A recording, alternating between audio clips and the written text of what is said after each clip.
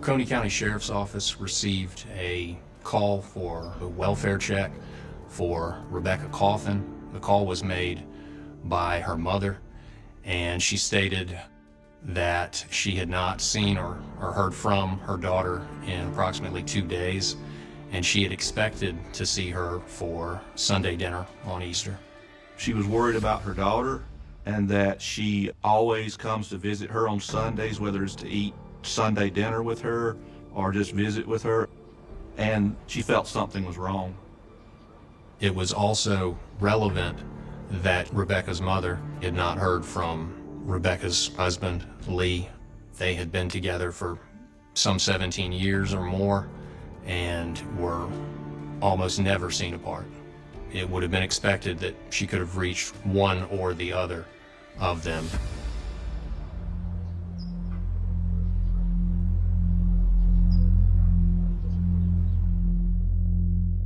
About yesterday, I'm sorry about Easter. I had my final incident with my husband. I went to the hospital. I got the stitches. I'm fine.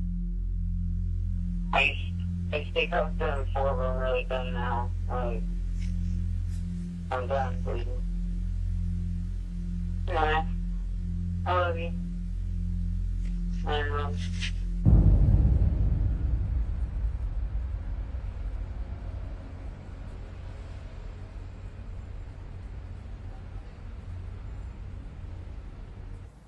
The house was located on a large piece of property.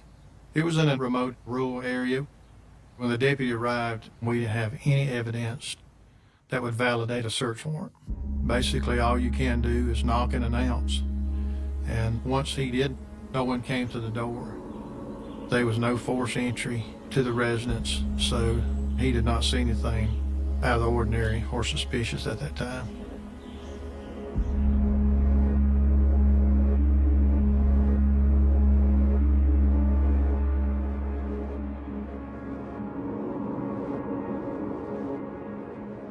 Investigators believed that the two of them, Rebecca and Lee, had been in a physical domestic altercation.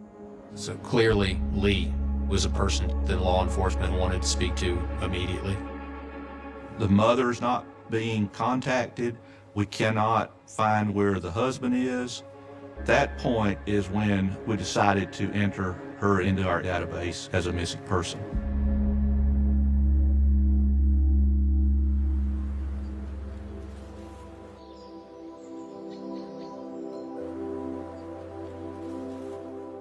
Rebecca looked at me as a friend, like a true friend. And I guess we just kind of clicked right off the, from the start. Rebecca was a really good pool player. She was phenomenal. She would hustle guys just for the fun of it because nobody would ever expect a girl to be good at pool. Rebecca's favorite holiday was Halloween. One time her and her husband was going to be vampires. Her outfit that she created herself was just like, I thought she bought it, but she went more than just putting on an outfit. She played the part. I was like, yeah, you look like you're ready for a movie. When I first saw Lee, I liked him. I liked his personality. They were the most smiling people you could ever see. Smiled all the time. I noticed that sometime when I would talk to Lee, when he would say something and Rebecca's already smiling. And then he'd look at her and they both start smiling. I first learned about Rebecca missing through Facebook. Then I called her phone a couple times. I knew that she would answer my call. I just knew that. But when it went to voicemail, then I became worried. Something is not right.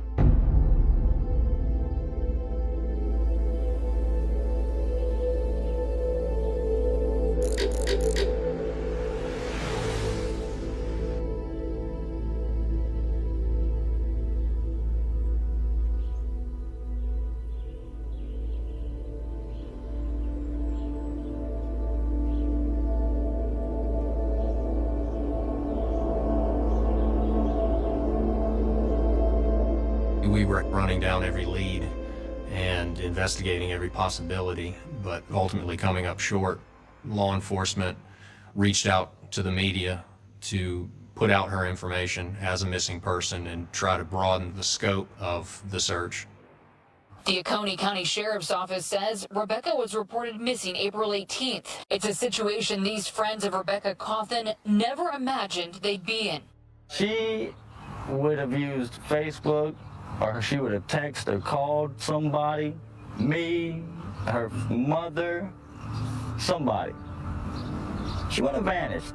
I want her to come home. I know she has friends here that support her, and well, I just want her to come home.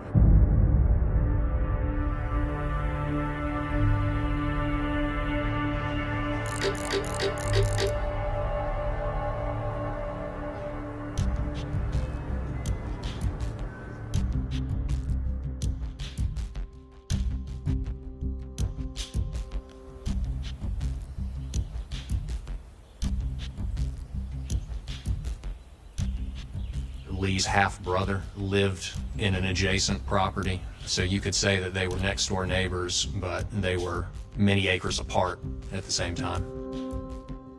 We had made several attempts to contact Lee, but Thomas had told us that he had talked with Lee days before. So it had appeared that Lee was trying to avoid law enforcement at this time. Lee was our #1 person of interest. Lee's half-brother did additionally provide information that Rebecca and Lee had what he described as an open relationship, that they had multiple romantic partners.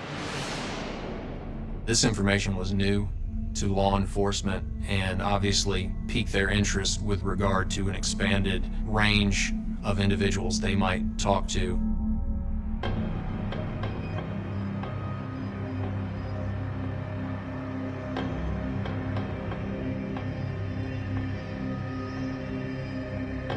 How do you go from being at the happiest time of your life to not talking to any of your friends, your family, nobody apparently?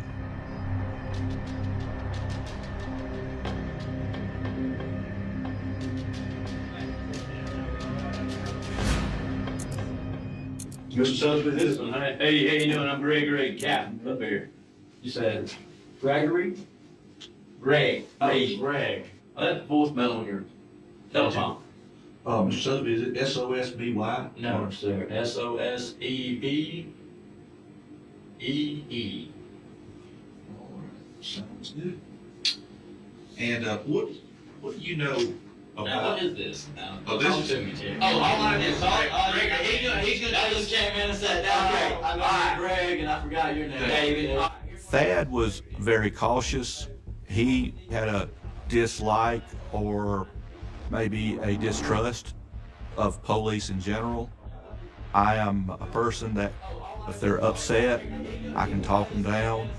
Instead of fighting fire with fire, I just fight fire with water. All right, here's what this is a record interview. He's gonna take some notes.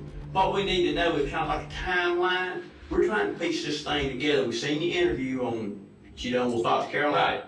So that's how, I mean, we seen that on TV, so we started tracking you down, but we'll talk to this other young lady. Right, another young lady, because it sounds like y'all pretty decent friends and everything. Select few people to actually get about somebody. I'm not getting a reward for this. You know, I've told everyone, go search where she, everyone I saw, please go, if you know where she's at, tell me. Go to Wendy's and sit for hours and just see if they drive by. I told the reporter that. Go to Wendy's, that was a favorite place. Go to Jim's, it's right down the road. Literally, I passed it on the way here. The pool room. They played pool. They liked, they were good. Who was they? Him and her? Yes, him and her. And I mean, no one's been there, I'm sure. Not a single Well, I had never heard about it. You just brought it up. He was very critical of how we were conducting the investigation, and I could tell that he was trying to control the interview. He wanted to be in charge, and my thoughts on that is that's okay, because if someone thinks they're in control of an interview, just let them talk. And if there was anyone to give you any information, it would be her mother or her family, of course. Right. Or me. Because I'm not gonna lie to you. I was the last person to see her, I think. That statement right there kind of perked my ears a little bit. Okay, you were the last person to see her. How do you know you were the last person to see her? We're talking about red flags big time at this point.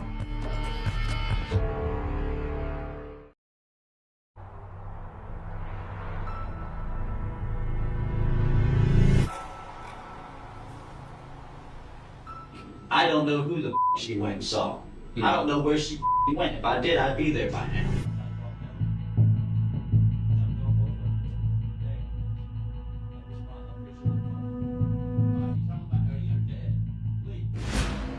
The last time was the day before Easter. It'd be Saturday. Yeah, Saturday. She texted me, and she said, "Are you up? What are you up to? Yada yada. You wanna hang out?" Friend.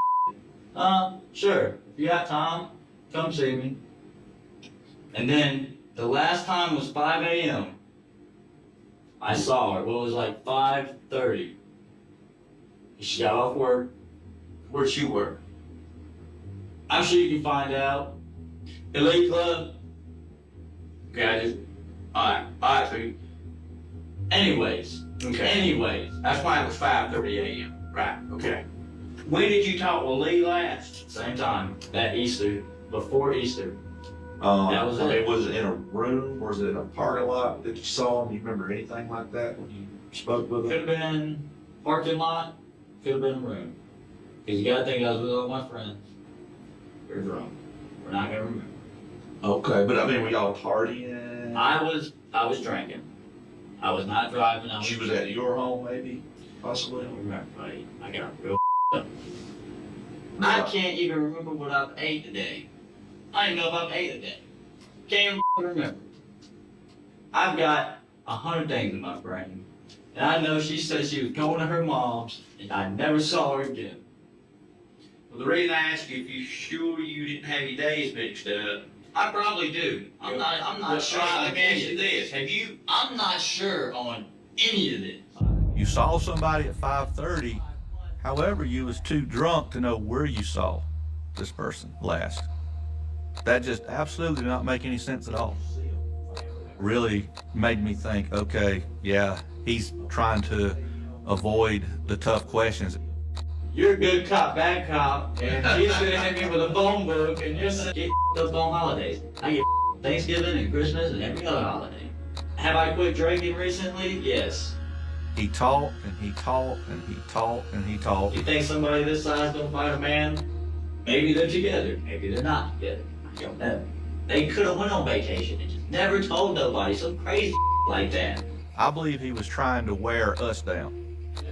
He was talking so much that he was trying to complicate our questions. So all through this, I was thinking, something's not right. This guy is not wanting to answer a question. Let me ask you, have you ever been to their house? Never been there. Oh, you never been to Lee's house? I mean, they've never invited me over. Doesn't make no sense to me. That's why I'm so f***ed up. I've drank a lot. I've smoked at least 50 packs of cigarettes. And I've cried every night. Because I don't know where she's at.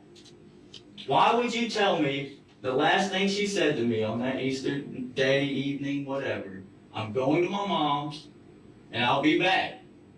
Okay, you're gonna come see me wherever I'm at? Cool. You never showed up. I waited up, hell, I even stayed up later than normal. No call, no show. Where you at? Called you every day almost. It's almost like it's a lover's spat to me. Where are you? Why didn't you call me? I tried to call you. It sounds like somebody's romantically involved. He was obviously affectionate towards her. I believe it was more than just a friend. Investigators know that Lee and Rebecca have this open marriage and want to know what Thad's involvement may be in this relationship. Is he just friends with them, or is he one of the parties, in their open relationship?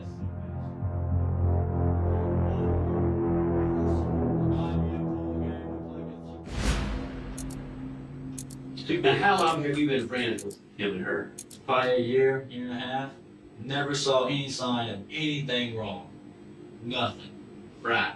Now, did you and Lee get along? We did. I never had a problem out of either one of them. Never. And they've never invited you to their home? No, never heard it. But you guys I've never done that. I'm single for a while. Whiles. I mean, long times. No kids, girlfriends.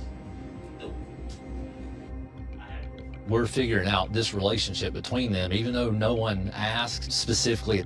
We're kind of tiptoeing around it a little bit. He said they were just friends. It was strictly platonic. I could tell that Thad was being truthful, but also I could tell that Thad wasn't forthcoming with the whole truth. He's not necessarily a person of interest at this point, but a person who knows more than what he's telling. So we ended the interview. I wanted to leave a good relationship. We could get up, shake hands, and maybe another day he would tell me more.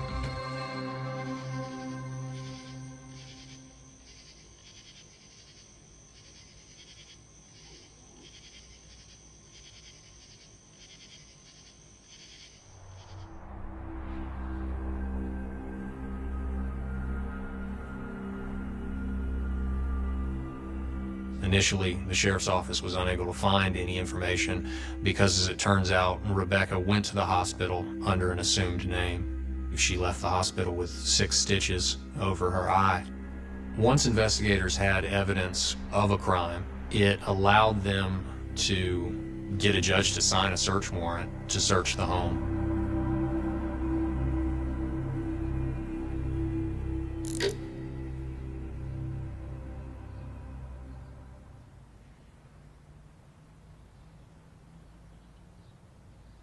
They were searching for anything that might be out of place, any evidence of a crime.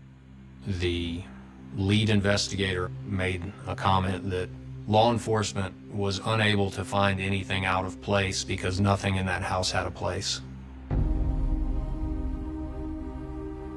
You have smells and old food laying around, clothing, roaches, and all kind of bugs crawling everywhere.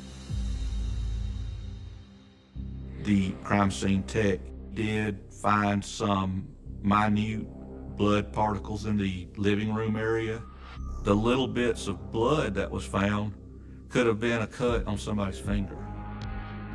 We proceeded on to the garage. When I say garage, I'm talking about like a shop where you could work on cars or whatnot. We just wasn't finding anything that would lead us on a path to find these people. We were basically square one again.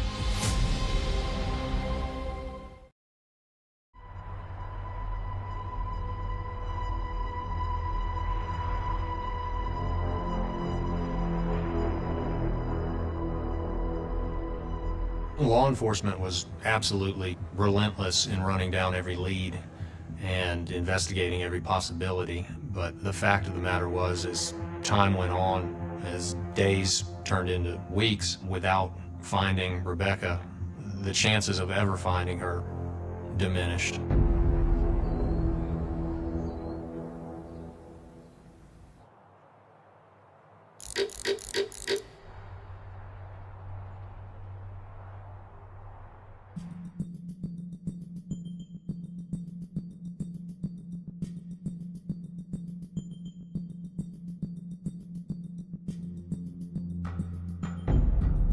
Rebecca and Elite had had text conversations between the time period when she was seen on Easter and when she was reported missing. And whether it was just her intuition or whatever it was, these text messages were suspicious to Elite.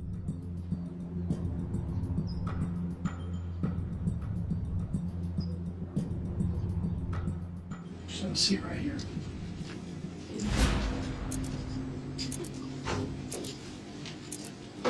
So we talked on the phone some, so you already know who I am. This is Gentry Hawk.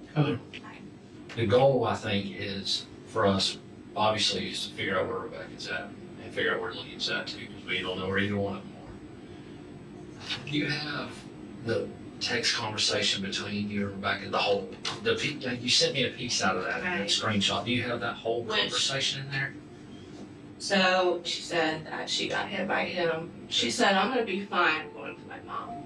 Okay. Said that, and I was like, well, can you text me when you make it to your mom's? And she said she was fine, just missing him for thing. And like, first off, we don't talk like this thing. Okay. Like, we'll do LL or IDK, but I didn't even know what SFS meant. Okay. You don't miss somebody that just hurt you. I wouldn't, to me. So that's why the worry started. Okay. And then I won't be alone. Mom cuddles and talk. She's 33 years old. You don't cuddle with your mom. So like that, I was just like, what is going on? The messages here send up some red flags. These may not be from Rebecca, or if they are, there's some situation that's causing her to speak differently than she normally would.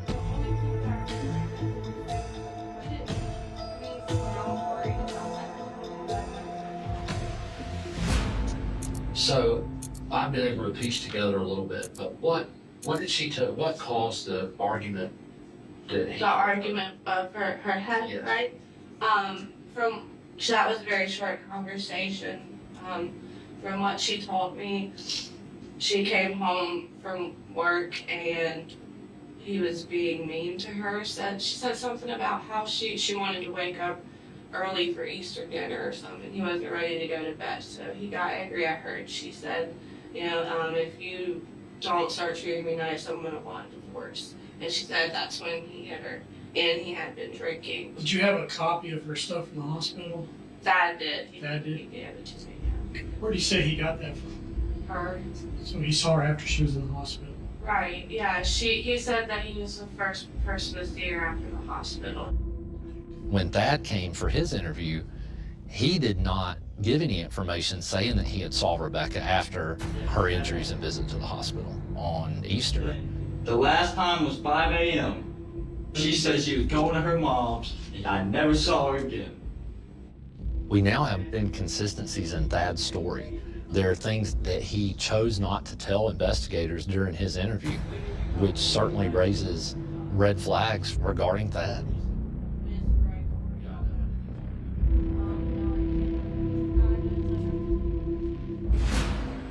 Was there anything else you could think of real quick that you feel like you need to tell us or want to tell us?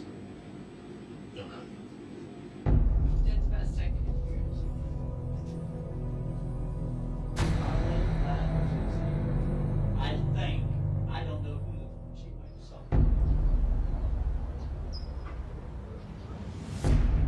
saw. Lee Michael Coffin appeared. He walked through the front door at the sheriff's office and said, "I think you've been looking for me."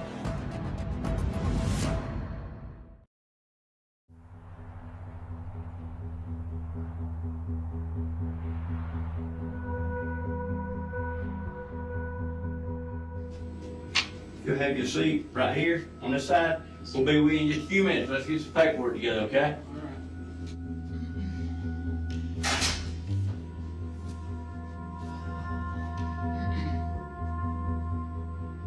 When someone freely and voluntarily comes in like Lee did, he can discontinue the interview at any time and ask for a lawyer. So we're going to keep the interview casual, and I was pretty much going to listen to what he had to tell us. Hey, Lee. Sergeant Arnold. Man, everything. Captain Reed. Appreciate you coming up here, okay? Well, I can talk to you. You turn yourself in voluntarily. So what's on your mind? We had a fight on Easter. I guess everybody knew that by now. Mm-hmm. And she took off to her mutual boyfriend's house for a couple days, and she came back, and we got in another fight. And about her phone, and she wouldn't let me see it, and I just. What was the fight about? We got in a fight about her phone, so we always had given each other our phones throughout our whole relationship. Mine and hers even got the same unlock pattern. And, well, this time she didn't want me to see it. And I looked at her phone, like I usually do, and I had noticed a bunch of sad conversations, and it was like,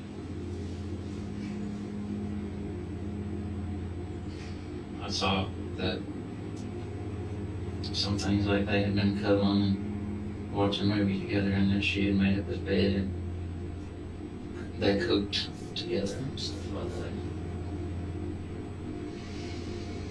Okay. My dad was her boyfriend. We had Dad said? Yeah. Our recent boyfriend. I think she was already thinking about leaving me for him. And then she was like, yeah, give me my phone, give me my phone, give me my phone. And because of our ongoing policy of give me my phone, I'm here right now. And I was like, okay. And then I got something else over here too. That's what I did. You did, boy. I grabbed the ruler out of my pocket, the jacket that was hanging on the wall. Just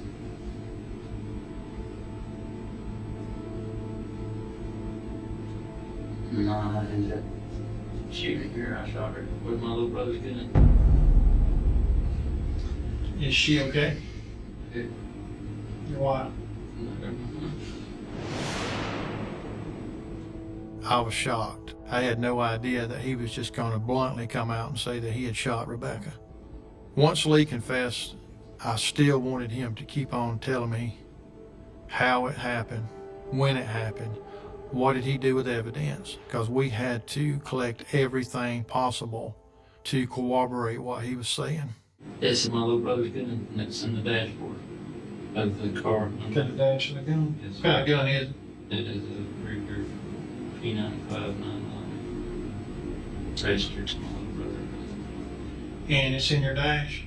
In the glove box. Okay, glove box. He freely and voluntarily gave us that information. So we went and searched the vehicle and found the gun. That is an unusual event, being able to recover a murder weapon that quickly.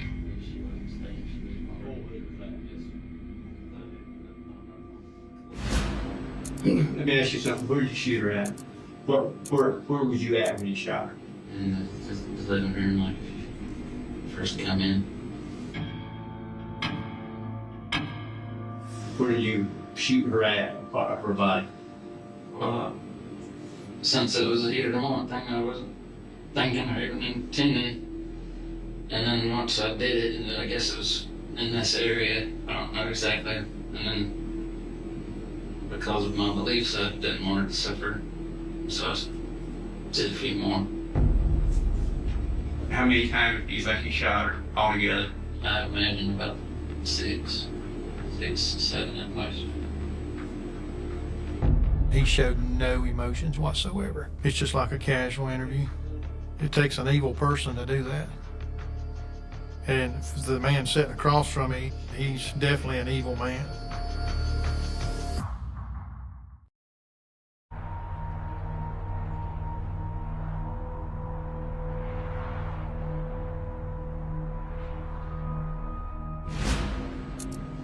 Did you kill her on a Tuesday or Wednesday, do you remember? Like Tuesday morning here. Let me ask you something. Where was you standing? In the doorway, archway. And so there's a little place over there on the wall that where one of the shots went through. I guess if you want to make sure you got the right scene or something, I'm not. Let me ask you something now. What did you do with her? She is in the lower shop below the tractor. Where are you talking about? Talking like a wood shop with a tin roof on it? Yes, sir. I don't know if I'm labeling that correctly. It's a cement floor, and it's got a place where you change oil. And her body's in the oil pit? Yes, sir, in the truck. It's underneath the tractor. I was stunned. It was shocking when he told us that. He had put her in the oil drum, put her in the grease pit that was underneath the tractor. At this point, Captain Reed left the interview room to get with other investigators and get the search warrant to cover her body. How'd you clean up all the blood? This is, I don't know, there just wasn't any. To be honest, it's, I don't, it's not like the movies. I don't know what the deal was, but she just didn't bleed that much. So let me ask you this question about the shell casing. Was you able to recover any shell casings after you started cleaning the house up? Or you think they still some more in that mess? I don't know that there'd be any more, but I count them all. I mean, you told us that you shot her 6, 7 times. Did they go through her, or do you think they still in her, or do you think they went through? Some of them might, but they were definitely, some of them there still because it was just a crappy match bullet. It wasn't anything special. The evidence that we found in the living room was not supporting what he was telling us. We didn't see a lot of blood. When someone's usually shot 6 or 7 times, you got blood all over the place. So there were some issues with what he was saying.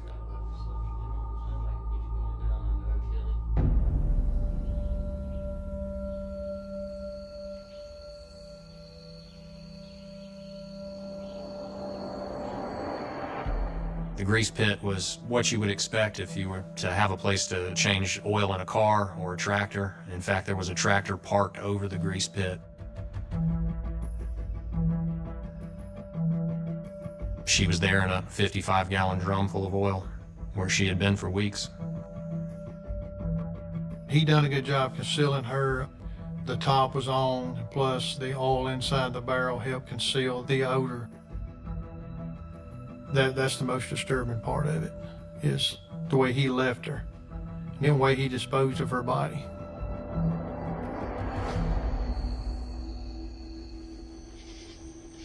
Once Rebecca's body was discovered, we started asking more questions and trying to theorize, was there an accomplice? Even though he said that he did it all alone, we still had to verify whether he did or didn't. Anybody help you move her? No. It was easy to slide her down the stairs, and there was a basket there, and then but remember there was a bitch. She outweighed me, but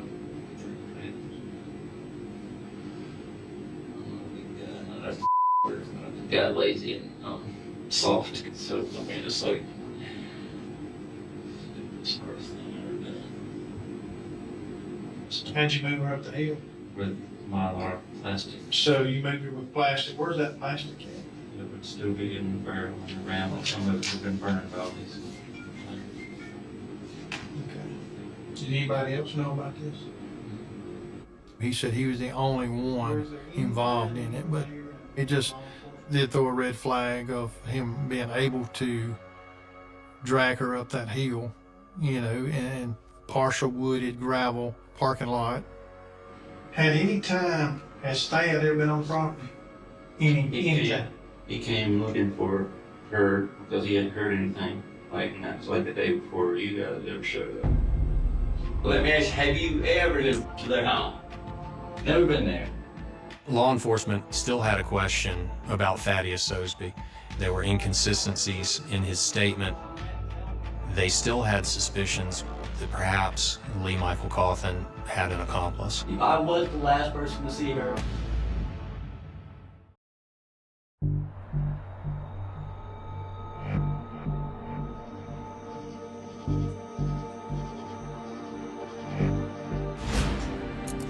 Lee, I really do appreciate you being cooperative, okay?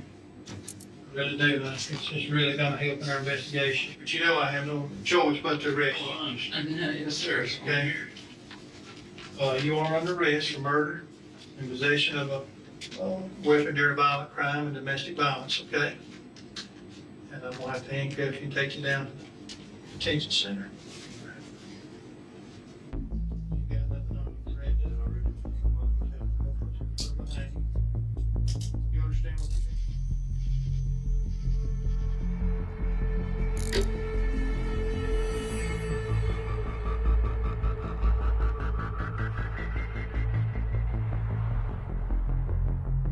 You got some water, you said? This time, instead of just coming alone, he brought his dad with him. He was not under arrest. They told him from the beginning of the interview, you are free to get up and walk out that door at any time, but we need some answers. Now, you remember when I asked you on the 24th about were you possibly on the property? No, never went up there. Not one time. Okay. Now, let me explain something to you right now. Okay. You're not in trouble. Not in trouble. I haven't been up there, buddy. Okay. Lee told us that, yes, you were up there. When? A couple of days after he killed her. You're not in any trouble. So you were up there on the property. Where was I? You tell me. You tell me with all your information. You don't have to get defensive. No, I'm not getting defensive. I want to know whether you're me or not. You tell me what the is going on. Taylor. I don't. So you were on the property. I wasn't on his property. No, I was not on his property. Now, was I on family property, his little brother's property? Yeah. I have not been to Lee and Rebecca's house. I would never do that to somebody. You know what? I don't disagree. All right, now that you've explained that, let me ask you the basic blunt question. Go ahead. Were you having any type of sexual relations with Rebecca? You know, we never really went to the extremes, but she did flirt very heavily with me. Very, very heavily with me. Okay. Send me pictures and stuff, nothing crazy. Right. You know, but yes. Yes, you did have a relationship with her. Yes. Nothing too ridiculous. No. Okay. I'm not, you know what I mean? You get what I'm saying? No sexual intercourse? We But hooked it's up okay. once. We hooked up once, Okay. yes. We hooked up, well, I'm gonna say we hooked up more than once. I'm not gonna count some of them. So- But it's not really a hookup in my opinion. The defendant Lee states that there was times when you, him, and Rebecca may have had a three-way sexual encounter. Yes. That's as honest as it gets, buddy. And that's why I say we did fool around some. Okay, well, after the engagement, you and him had a talk. Yes. And we talked about it. And all that was done. But he didn't seem upset. Not at that time. Okay. We're trying to establish the motive of why she was killed. If I were to tell you any motive I could think of off the top of my head, it would be jealousy because she saw me as a real man, and apparently if he's beating her ass and killing her, he wasn't. So that would be his own insecurities. The motivation for the murder is simple as any.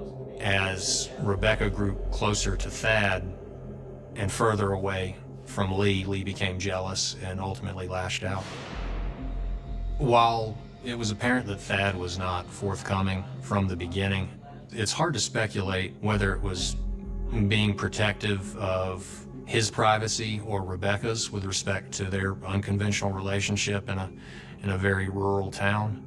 But at the end of the day, there was nothing to suggest that he was a participant in a crime and he was free to go.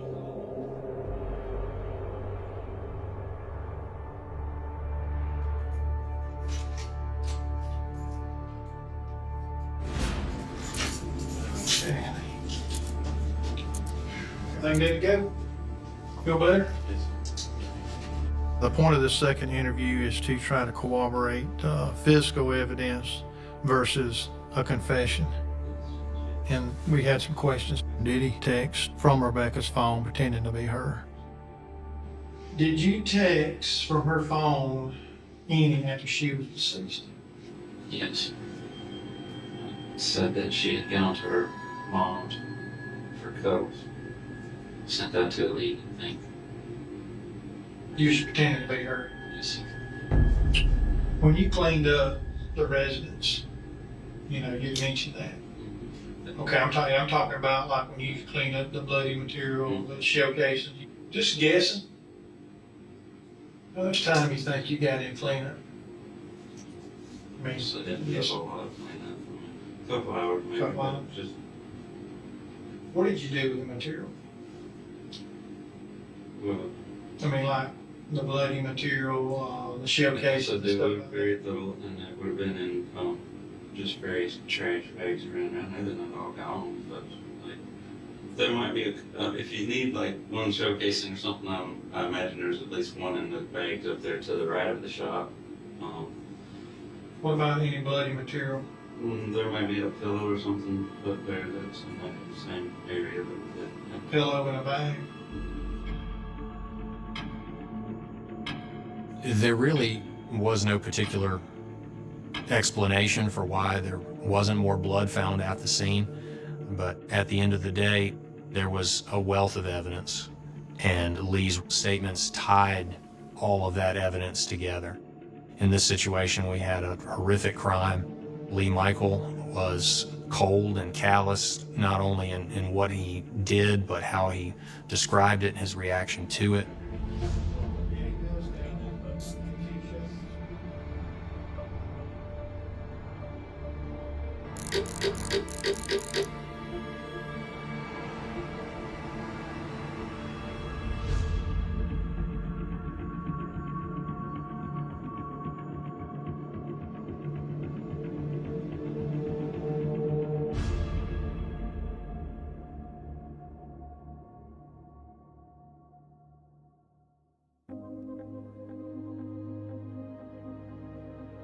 It's chilling to think about a couple being so happy as them and to see it end tragically. So I think domestic violence is like a ghost, you know, it's there, but you don't see it until something bad happens. I think about Rebecca often. The world lost a good person, but I'm really comforted in knowing that her spirit lives with me mentally and, you know, her memory. I think Rebecca will want to be remembered as the adventurous person, that fun, outgoing, throw anything at you type of girl, because that's who she was.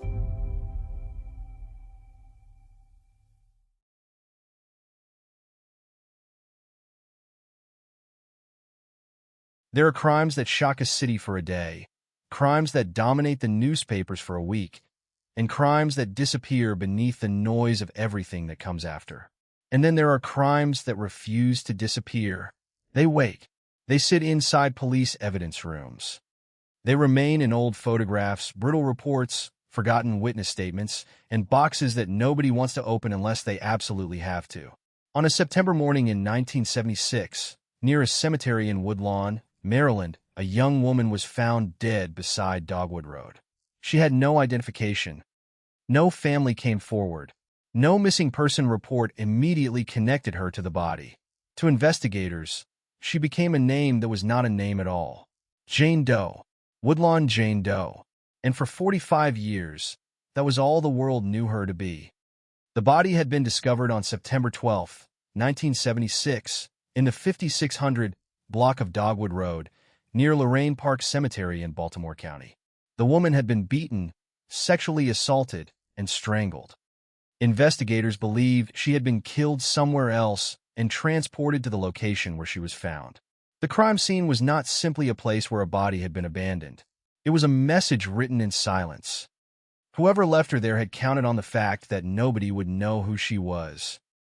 The first investigators had almost nothing that modern detectives would consider easy. There were no searchable national DNA databases. There was no genetic genealogy. There were no digital photographs that could be instantly distributed across thousands of agencies. There was no internet waiting to connect one forgotten missing person case to one unidentified homicide victim. There was only the body, the surrounding ground, the physical evidence, and the question that would haunt Baltimore County detectives for decades. Who was she? Early estimates placed the victim somewhere between her mid-teens and adulthood.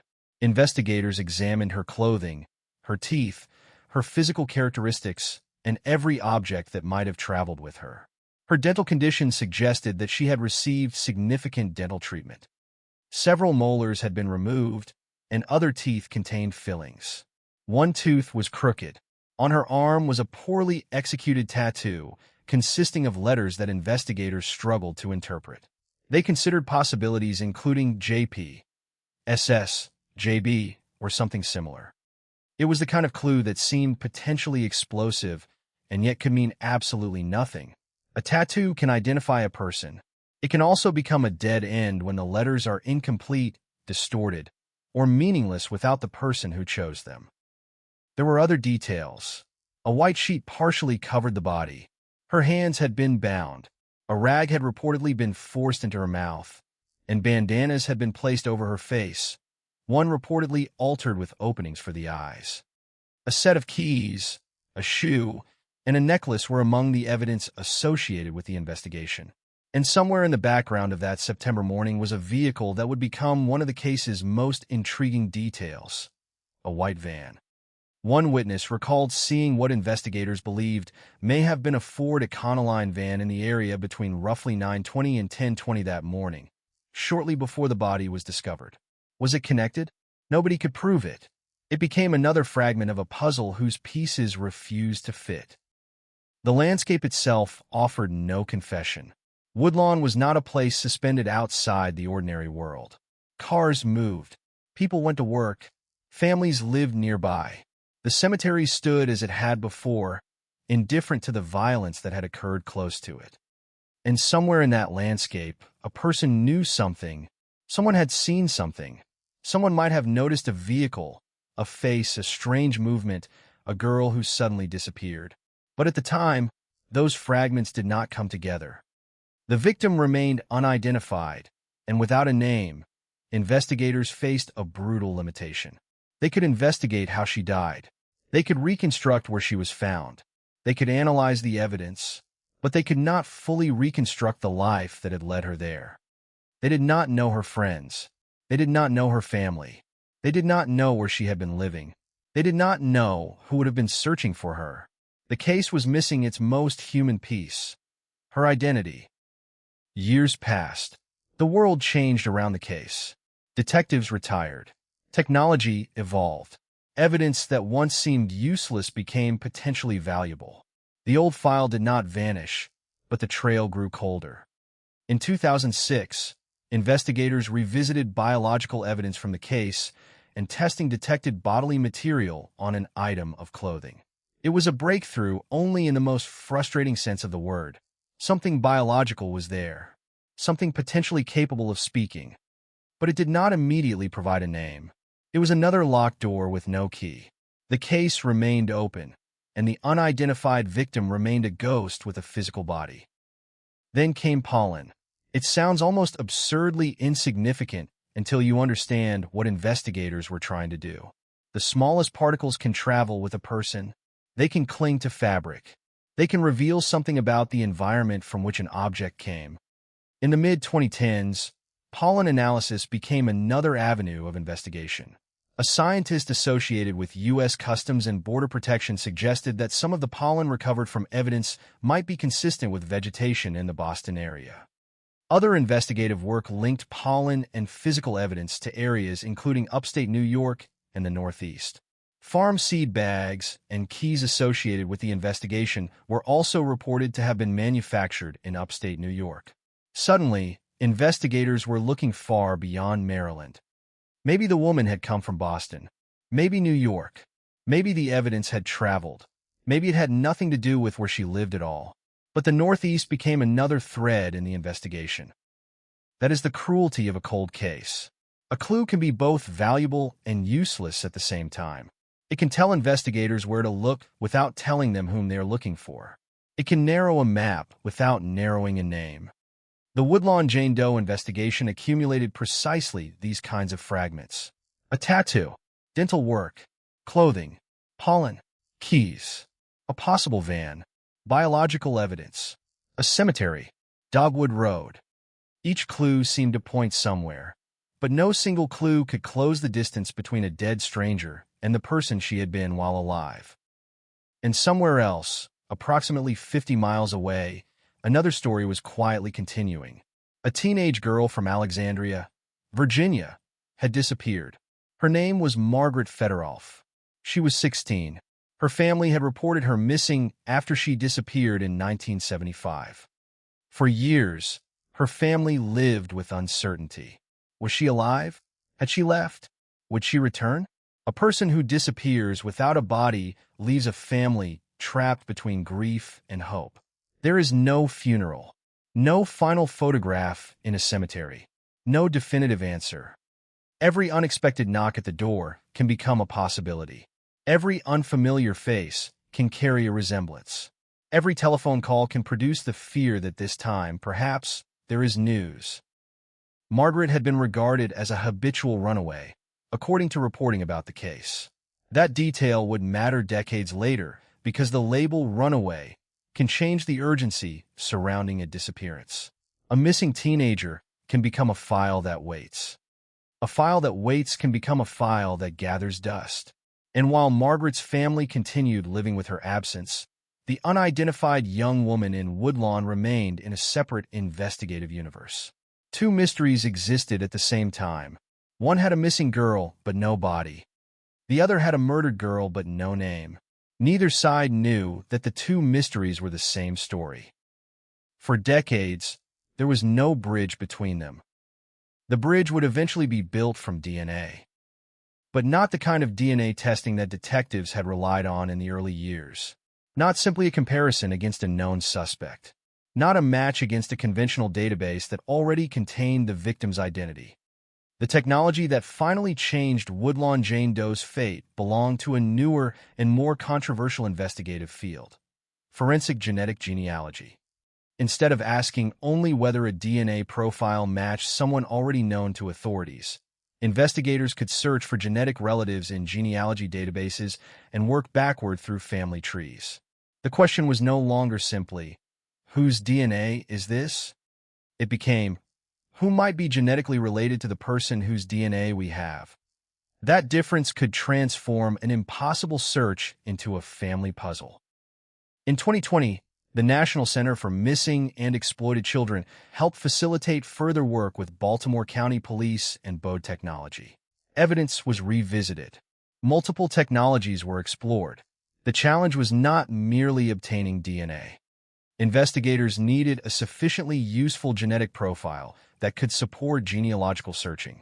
That required patience, technical expertise, and repeated attempts. Over the next 18 months, evidence was tested and retested. The old case was being approached with tools that did not exist when the murder happened. Then, in August 2021, something changed. A genealogy team working with the evidence developed a potential lead. A name appeared: Margaret Fedorov. For the first time in 45 years, Woodlawn Jane Doe was no longer just Jane Doe. But a genealogy lead was not enough. Investigators needed confirmation. They began constructing the family connection, tracing relatives, establishing relationships, and locating members of Margaret's family. Eventually, a family member provided a DNA sample for direct comparison. The result confirmed what investigators had spent decades unable to prove. The woman found near Lorraine Park Cemetery in 1976 was Margaret Fedorov, 16 years old, from Alexandria, Virginia, missing since 1975, dead in Maryland, and unidentified for 45 years. On September 15, 2021, authorities announced the identification. The announcement arrived almost exactly 45 years after her remains had been discovered. The date itself seemed almost cruelly symmetrical. For decades, investigators had spoken about Woodlawn Jane Doe. Now they could finally say her name: Margaret. Not Jane, not Doe, Margaret Fedorov. But the moment of identification did not solve the murder. It changed the question. For 45 years, investigators had been asking, who was she? Now they could ask the question that had always mattered more. Who killed Margaret Fedorov? The identity solved one mystery and exposed another. And suddenly every old clue had a new meaning. The clothing was no longer merely the clothing of an unidentified woman. It belonged to Margaret. The dental work was hers. The tattoo, if it could be interpreted correctly, belonged to her life. The circumstances of the body dump were no longer the end of an unknown person's story. They were the final known chapter of a 16-year-old girl's life. The evidence that once described an anonymous victim now belonged to a person with a family, memories, relationships, habits, and a history. And that meant the detectives could finally begin walking backward. Not from the body. From Margaret. The disappearance in Virginia. The period between her disappearance and the discovery of her body. The people who knew her.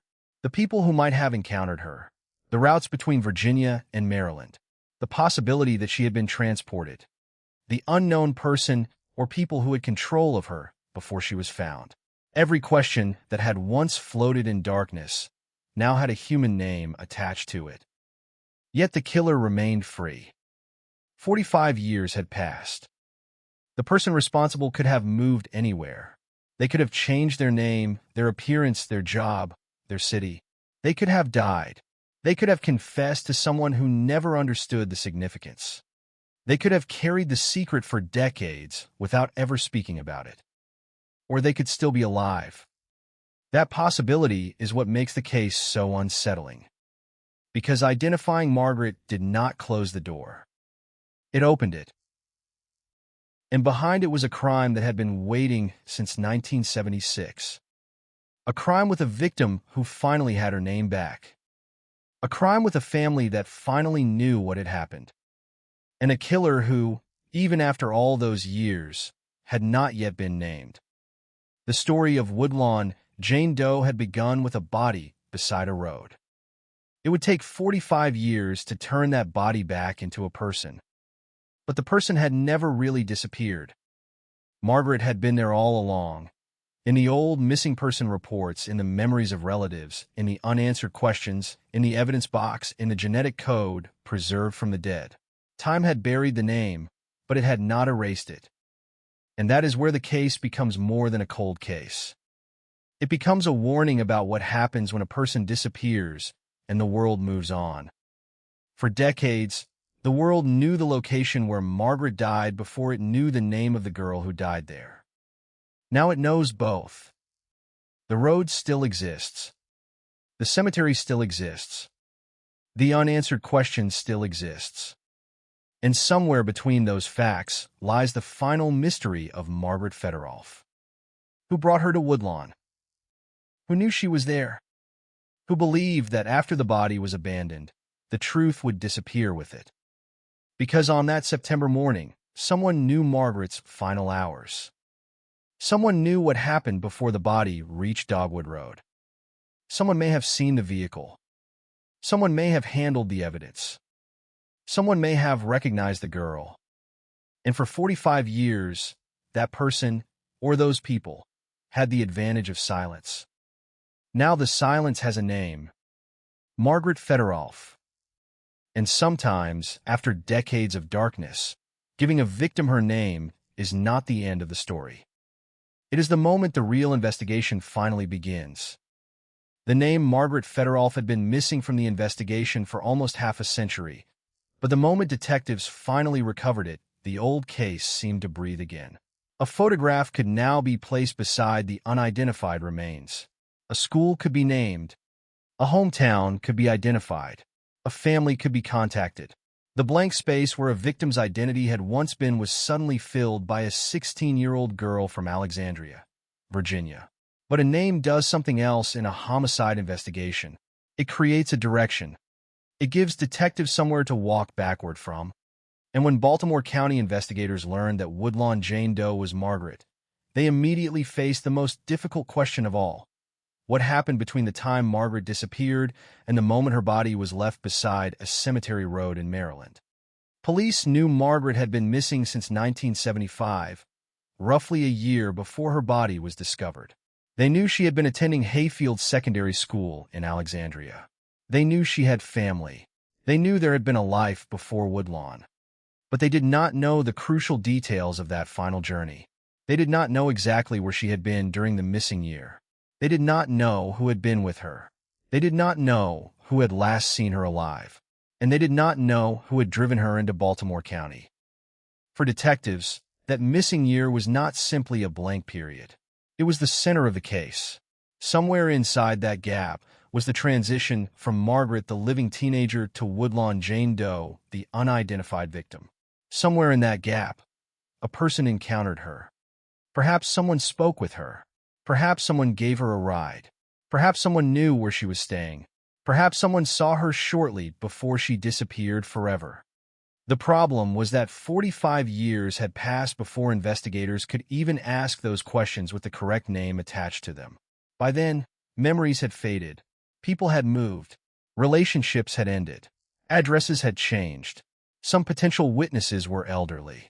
Others may have died. Some may have remembered Margaret's face, but forgotten her name. and some may have remembered an event without realizing that it would one day become a critical piece of a murder investigation. That is why detectives appealed to former classmates, friends, acquaintances, and anyone who might have crossed paths with Margaret around the time she vanished. They were not necessarily searching for someone who knew the murder. They were searching for someone who remembered the girl.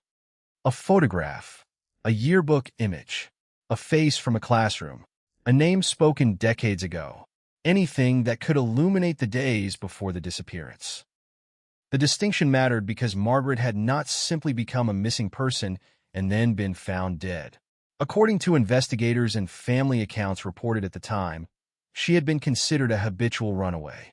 That description can become dangerously misleading when viewed from the present. A teenager who repeatedly leaves home can cause people to expect that she will return again. A disappearance may initially feel temporary. The urgency can be diluted by history. But the fact that someone has disappeared before does not make a future disappearance safe. And if Margaret was accustomed to leaving, someone who encountered her may not have thought anything was wrong when they saw her away from home. A stranger could have met her. An acquaintance could have offered transportation.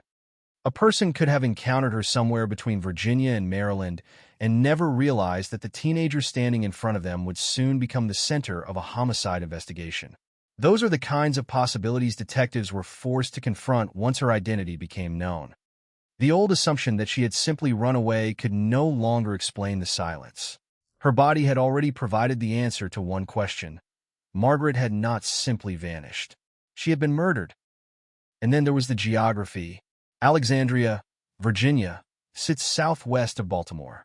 Woodlawn lies in Baltimore County, Maryland. The distance is not enormous. On a modern map, it can look almost ordinary. But geography in a murder case is rarely ordinary. Every mile represents an opportunity for a witness. Every road becomes a potential route. Every gas station, restaurant, parking lot, neighborhood, motel, bridge, or roadside becomes a place where someone might have seen a vehicle or a passenger. Investigators wanted to know how Margaret crossed that distance. Did she travel willingly? Was she given a ride? Was she taken somewhere against her will? Did she spend time in another city first? Did the person responsible live in Virginia, Maryland, Massachusetts, New York, or somewhere else entirely? At the time of her identification, police were particularly interested in returning to Alexandria because knowing Margaret's identity finally allowed them to reconstruct the environment from which she disappeared. Her school, her classmates, her friends, her routines, her relationships, her movements.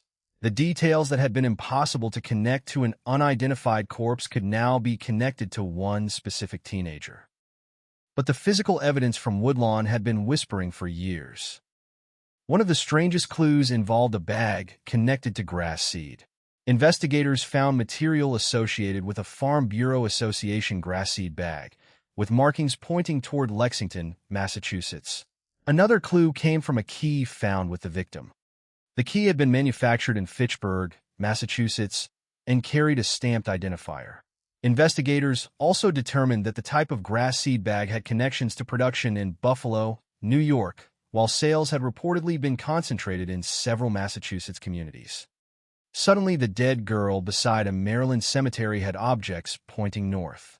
Boston, Massachusetts, New York. The evidence did not tell investigators that Margaret had lived there. It did not prove that she had been killed there. It did not identify the person who possessed those objects. But it created a geographical mystery that investigators pursued for years. Then came the pollen. Tiny particles invisible to most people had survived on evidence long after memories had failed. In 2015, investigators working with the National Center for Missing and Exploited Children pursued pollen testing that directed attention toward the Boston area. It was an extraordinary attempt to make the environment itself testify. The idea was simple. If the victim or objects associated with her had passed through a particular ecological environment, pollen might preserve traces of that journey. But the analysis did not deliver the decisive answer investigators wanted. Instead, it added another branch to the tree of possibilities. Boston became a location of interest, but no substantial lead emerged from that direction. The case remained frozen between evidence and interpretation. A seed bag pointed one way. A key pointed another. Pollen suggested another possibility. The victim's identity remained unknown. And without knowing who she was, detectives could not determine whether these objects represented her own travels, the movements of her killer, or simply the history of objects that had changed hands before reaching the crime scene. That is the problem with physical clues in a cold case. An object can survive longer than its meaning. A key can tell you where it was manufactured without telling you who carried it. A bag can tell you where it was sold without telling you who purchased it. Pollen can tell you something about an environment without telling you why the victim was there. And a tattoo can offer initials without revealing whose initials they are. Every clue can be authentic and still fail to answer the central question. Then there was the white van.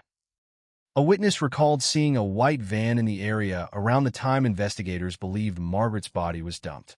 The witness placed the vehicle in the vicinity during a window of approximately 9:20 to 10:20 in the morning. That detail mattered because it transformed the road from an abstract crime scene into a possible timeline. Somewhere within that hour, a vehicle may have entered the area. A body may have been transported. Someone may have stopped, opened a door, carried or dragged something, and left. Yet even that clue had limits.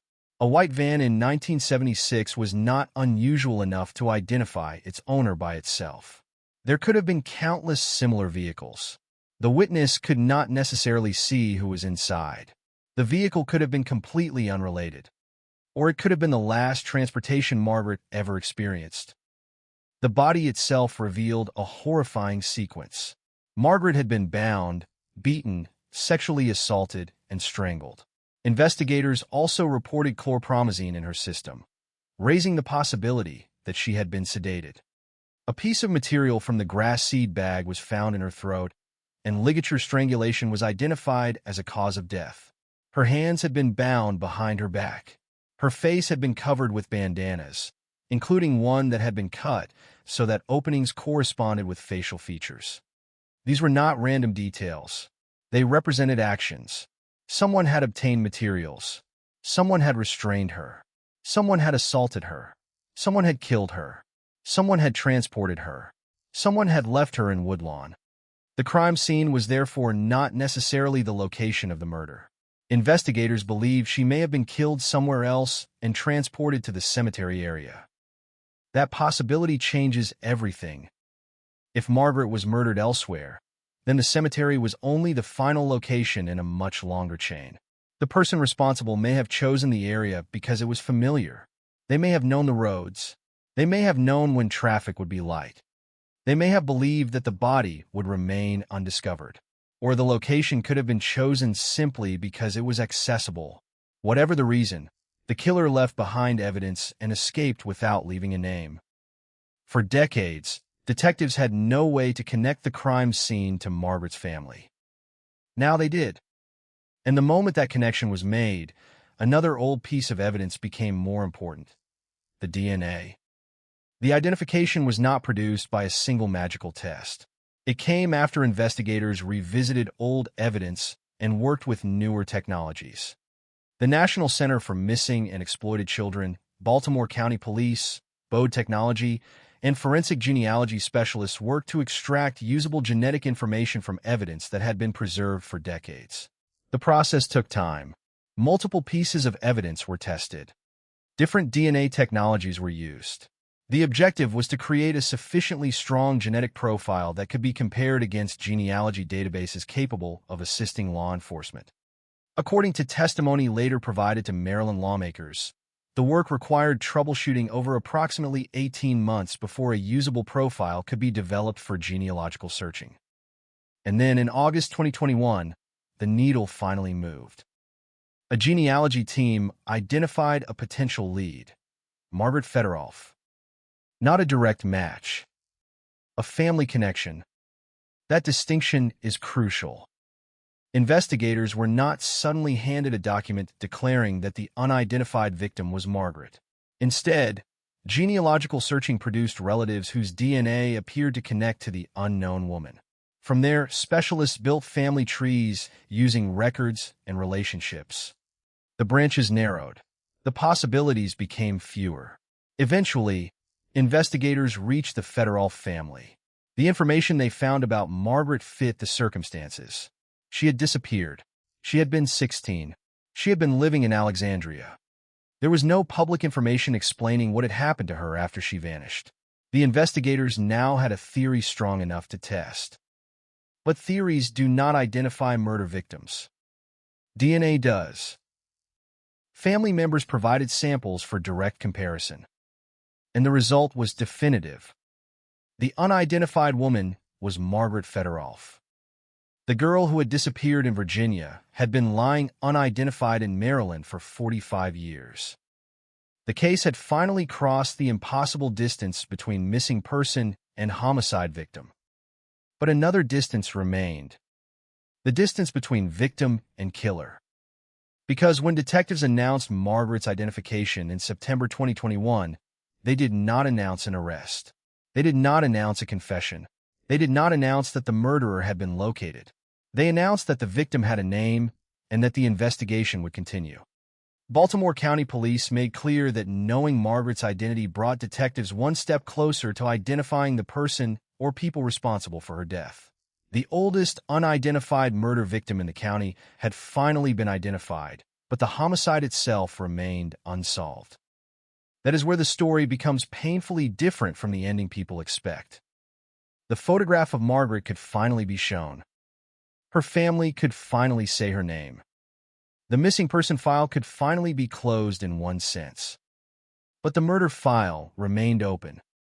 And somewhere inside the old evidence was the possibility that the person responsible had already been looked at decades earlier without investigators knowing exactly what they were looking for. Perhaps someone had given Margaret a ride. Perhaps someone knew where she had gone. Perhaps someone recognized the white van. Perhaps someone remembered the strange grass seed bag. Perhaps someone knew why she had a Massachusetts connection. Perhaps someone saw her after she disappeared from Alexandria. Perhaps someone had heard a confession. Perhaps someone had spent 45 years assuming that the secret would die before the police ever learned Margaret's name. But the secret did not die. It waited inside the evidence. It waited inside the DNA. It waited inside the family tree. And in 2021, after nearly half a century of silence, the first locked door finally opened. Behind it was Margaret, 16 years old, a missing daughter, a missing student, a missing friend, a murder victim, and now, finally, a name. But the person who took that life remained somewhere beyond the reach of the investigators. And that meant the most important clue in the entire case might not be the one discovered in 1976. It might be the one that someone has been carrying ever since. A memory. A secret. A photograph. A conversation. A name. Something that has survived 45 years because one person, somewhere, knows what happened to Margaret Fedorov before she was left beside that Maryland cemetery road. The question is no longer whether Woodlawn Jane Doe can be identified. She can. Her name is Margaret Fedorov. The question is whether the silence surrounding her final days can be broken. Because the woman who was once reduced to 2 words, Jane Doe, has finally been restored to history. And history has a way of demanding the rest of the truth. The strange thing about an unidentified victim is that the longer the body remains unnamed, the easier it becomes for the world to forget that there was once a life attached to it.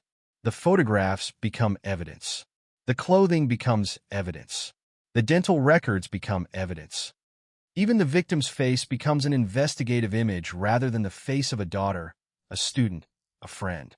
For Margaret Fedorov, that transformation lasted nearly 45 years. But now that detectives knew the woman beside Dogwood Road had been Margaret, they could begin asking questions that had been impossible when she was only Jane Doe. Where had Margaret gone after leaving her home? Who had she met? Where had she spent her final months? And perhaps most importantly, Who had access to her during the period between her disappearance and her death? Those questions were suddenly attached to a 16-year-old girl whose life had existed long before the crime scene. Margaret's disappearance had originally been treated within the context of her history as a runaway.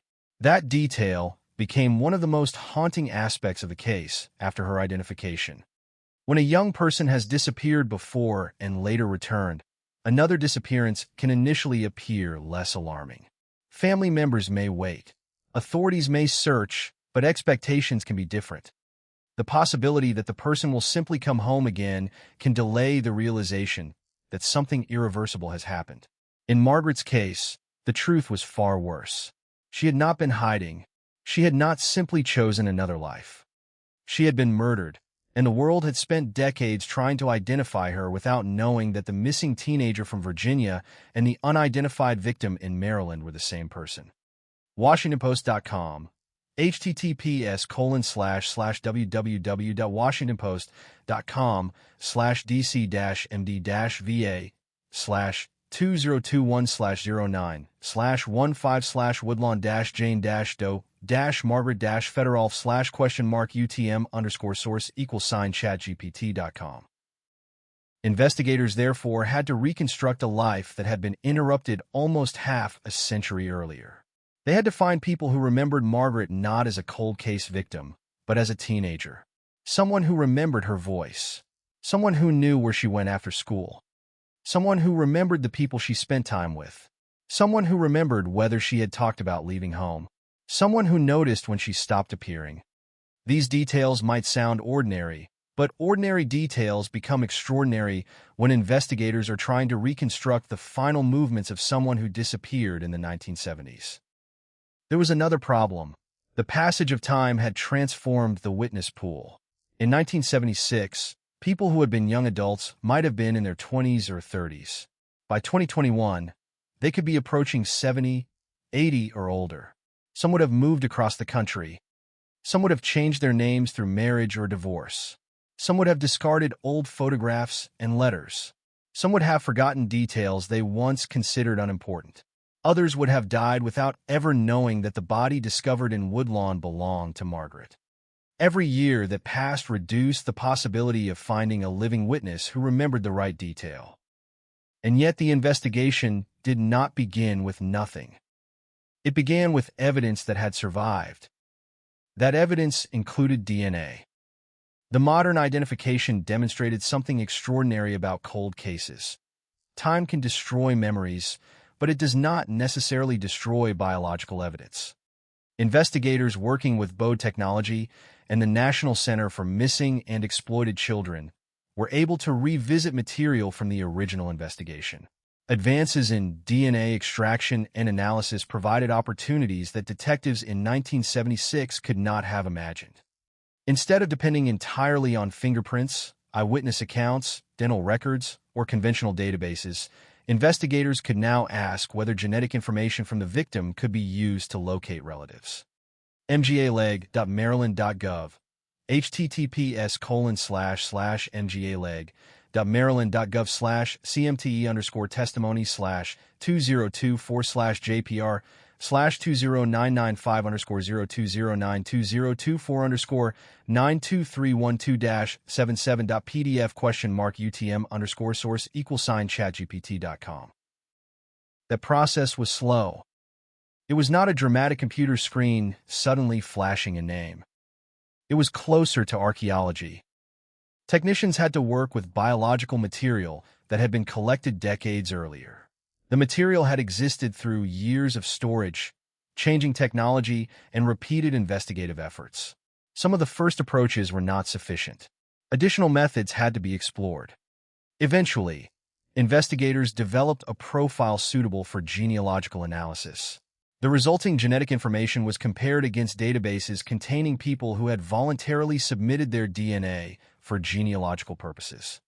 Instead of searching directly for Margaret, investigators searched for relatives. And that is how the dead girl's family tree began to rise out of the darkness. Genetic genealogy works differently from the traditional image of forensic DNA matching. A conventional forensic match can tell investigators that two samples belong to the same person, or that a crime scene sample corresponds to an individual already represented in a database. Genetic genealogy can operate farther away from the target. A relative may never have met the victim. They may live in another state. They may not even know that a distant branch of their family disappeared decades earlier. But shared DNA can reveal the relationship. For Margaret, that meant investigators could search through genetic connections and then build backward. A relative here. Another relative there. A surname. A branch of the family. A generation. Another generation. And eventually, Margaret's name emerged. The technology did not merely identify a dead woman. It reconnected her to the living. A family that had spent decades wondering what happened to Margaret was finally given an answer that could not be softened. She had been murdered. She had been dead since 1976. And the unidentified body that had remained in Baltimore County for 45 years had been her. There is a particular cruelty in receiving an answer after 45 years. Answers are supposed to end uncertainty. But in a case like Margaret's, the answer also creates pain that had previously been suspended. Her family could grieve the truth, but they could also finally grieve her. They could place flowers somewhere. They could speak her name without saying missing. They could look at her photograph and know that she had not simply vanished into another life. But they were also left with another question. Who did this? The identification had solved the mystery of identity without solving the mystery of murder. And that distinction became the center of the investigation. Detectives now had a victim whose life could be investigated. They could return to Alexandria. They could search historical records. They could identify people associated with Margaret. They could examine the original missing person investigation. They could reconsider statements that may once have appeared insignificant. They could ask whether anyone had known Margaret to travel toward Maryland. They could ask whether she had contacts outside Virginia. They could examine the possibility that the objects found with her were connected to her movements rather than the movements of her killer. The old evidence could now be read through a new lens. That lens changed everything. The tattoo was no longer merely an identifying feature of an unknown woman. It was Margaret's tattoo. The dental records were no longer an anonymous clue. They were part of Margaret's medical history. The clothing was no longer simply evidence found on an unidentified body. It was clothing worn by a 16-year-old girl. The keys were no longer an unexplained object. They might have belonged to her, or they might have belonged to someone else. The grass seed bag was no longer an isolated clue. Investigators could now ask whether Margaret had ever lived, traveled, or worked near locations associated with the product. And the white van could be reconsidered. The witness who reported seeing a white van near the crime scene had provided information that seemed potentially important even before Margaret was identified. But now detectives had a victim whose disappearance could potentially be connected to the vehicle. Was the van connected to Margaret? Was it connected to the person responsible? Or was it simply one of many vehicles that happened to pass through the area that morning? The answer remains unknown. That uncertainty is what makes the old evidence so haunting. A clue does not become a solution simply because investigators finally know the victim's name. It becomes a clue to a different question. And some clues may still have answers. Others may never have one. The evidence involving Massachusetts created one of those unresolved questions. The key associated with Fitchburg, Massachusetts, and the grass seed material connected investigators to places far from Maryland. Pollen analysis had also directed attention toward the Boston area. Investigators explored those possibilities, but no decisive connection emerged. The fact that an object was manufactured somewhere does not mean the victim lived there. Products travel. People travel. Objects change hands. A bag purchased in one state can be thrown away in another. A key manufactured in Massachusetts can open a lock in Virginia. A particle of pollen can travel on clothing, shoes, cargo, or another object. The evidence was real, but its meaning remained uncertain. CBSNews.com. https://www.cbsnews.com/news/push-Maryland-murder-model-UTM_CBS-News.com. This is where cold case investigations become less like television and more like detective archaeology. There are no neat arrows pointing toward the killer. There are fragments.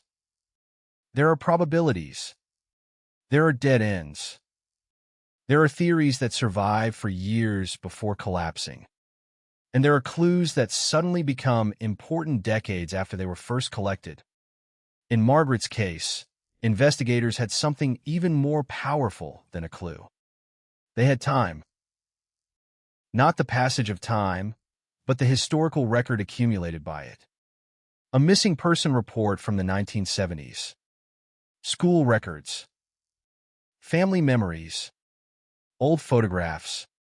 Newspaper archives. Genealogical databases. DNA. Every piece existed separately for decades. The breakthrough came when technology allowed investigators to connect them. But connecting Margaret to Woodlawn did not reveal the killer. It revealed the starting point. And the more investigators reconstructed Margaret's story, the more disturbing the timeline became. She had disappeared from her home in 1975. Her body was discovered in 1976. That means there was a period when someone could have known where Margaret was without reporting it. Someone may have encountered her after her disappearance. Someone may have seen her alive. Someone may have spoken to her. Someone may have been the last person to hear her voice. That person could still be alive. Or they could be gone. There is no certainty. The investigation's greatest obstacle is therefore not only the passage of time. It is the absence of a definitive bridge between Margaret's disappearance and the person who ultimately killed her. The case contains two locations. Virginia, where Margaret disappeared. Maryland, where her body was found. And between them is an invisible corridor made of unanswered questions. Who moved her? Where was she kept? Was she transported directly? Did she spend days, weeks, or months with someone? Did the killer know her before the murder? Was the killing planned? Was it impulsive? Was there one offender? Were there others? Investigators may have theories, but without evidence strong enough to support an arrest, theories remain theories. That is why the identification announcement in 2021 was both a victory and a reminder. 45 years of work had succeeded in giving Margaret back her identity. But justice remained unfinished. The case had survived because investigators never completely stopped looking. Even when technology changed, the question remained. Even when detectives retired, the evidence remained. Even when the public forgot the name Jane Doe, the file remained. And eventually, a technology that did not exist when Margaret was murdered accomplished what decades of conventional investigation could not. It gave her a name. Yet that same breakthrough created a new kind of pressure. Once a victim is identified, people naturally want the rest of the story. They want an arrest. They want a suspect. They want a courtroom. They want a confession. They want the final scene in which someone is held accountable. But real cold cases rarely provide that kind of ending on demand. Sometimes the victim is identified and the killer remains unknown. Sometimes the killer is already dead. Sometimes the evidence points towards someone but is not enough to prosecute. Sometimes the final witness is gone. And sometimes the answer is sitting inside someone's memory. That possibility remains especially haunting here. Because if someone living today knew Margaret in 1975 or 1976, they could potentially hold information that investigators have never possessed. A former friend, a classmate, a neighbor, a person who knew where she went, someone who remembers a conversation, someone who remembers seeing Margaret in a vehicle. Someone who remembers a man with a white van. Someone who remembers a strange object. Someone who remembers hearing something that made no sense at the time. 45 years can make a memory uncertain, but it can also make a memory unforgettable. For some people, the details of youth become blurred. For others, one event remains perfectly preserved because it felt strange even when it happened. Perhaps someone saw something in 1976 and dismissed it. Perhaps someone remembers it now. Perhaps they never realized that the unidentified woman found in Woodlawn was Margaret. Perhaps they still do not realize that something they witnessed could matter. That is why identifying Margaret was so important. A nameless victim is difficult to place inside a community. A named victim has a history, and history creates witnesses. Margaret had a school. She had classmates. She had relatives. She had neighbors. She had people who knew what she looked like before her name became attached to a police photograph. Someone somewhere remembers. The question is whether that memory can survive long enough to become evidence. And the clock is still moving. Every year matters. Every witness who dies takes another piece of the story with them. Every photograph discarded removes another possible connection. Every forgotten conversation becomes another door that may never open. The murder happened in 1976. The identification happened in 2021. The distance between those two dates is almost incomprehensible. But the distance between 2021 and the present is growing too. That means the case is no longer simply a story about a crime from the past. It is a race against another future. A future in which fewer people remember Margaret. Fewer people remember the neighborhood as it was. Fewer people remember the roads. Fewer people remember the vehicles. Fewer people remember the names. And yet the central fact remains unchanged. Margaret Fedorov was 16 years old when she disappeared. She was found murdered in Woodlawn, Maryland, in 1976. For 45 years, authorities did not know who she was. In 2021, forensic genetic genealogy finally restored her identity. But the person responsible for her death has never received the same exposure. The victim has a name. The killer does not. That imbalance is what keeps the case alive. Because somewhere inside the evidence is a story that has not yet been completed. A story that begins with a teenage girl in Virginia. A story that passes through an unexplained period of absence. A story that ends beside a cemetery road in Maryland. And somewhere between those points is a person whose identity remains hidden. The world spent 45 years asking who the dead girl was. Now the question is much sharper. Who was the last person to see Margaret Fedorov alive? And what did they know? For 45 years, the case had been defined by an absence. No name, no family, no confirmed history, no answer to the most basic question in any homicide investigation. Who was the victim? When investigators finally learned that the young woman found near Lorraine Park Cemetery was Margaret Fedorov, that absence disappeared almost overnight. But the disappearance had been replaced by something far more difficult to accept. Margaret was not simply an unidentified woman. She was a 16-year-old girl who had been missing for years. Her family had been living with a mystery while investigators had been living with another. Two separate files had existed in two different places, each holding half of the truth. One file said a teenage girl was missing. The other said an unidentified woman had been murdered. For decades, nobody realized they were the same file. That realization forced investigators to look at the original disappearance differently. A runaway case from the 1970s could contain assumptions that would be difficult to challenge decades later. Margaret's disappearance had occurred in a period when missing teenagers were not always viewed through the same investigative lens used today. The circumstances surrounding a teenager leaving home could be interpreted as rebellion, instability, or simply another episode in a pattern of running away. And because Margaret had reportedly been considered a habitual runaway, investigators had to confront the possibility that some people may have believed she would eventually return. That assumption could have affected how quickly the disappearance was understood as something more dangerous. By the time the truth emerged, Margaret could no longer explain where she had gone. The timeline, therefore, became one of the most important unanswered elements in the entire case. Margaret disappeared in 1975. Her body was found in September 1976. What happened between those points? There is no complete public answer. That silence is enormous. Imagine 16-year-old Margaret walking out into a world that did not yet know she would never come home. Imagine the ordinary details that surrounded her disappearance. Conversations, streets, classrooms, meals, plans, arguments, friendships. Somewhere in those ordinary details may have been a clue to the person who eventually crossed paths with her. But ordinary life leaves few records. People remember major events. They forget casual meetings.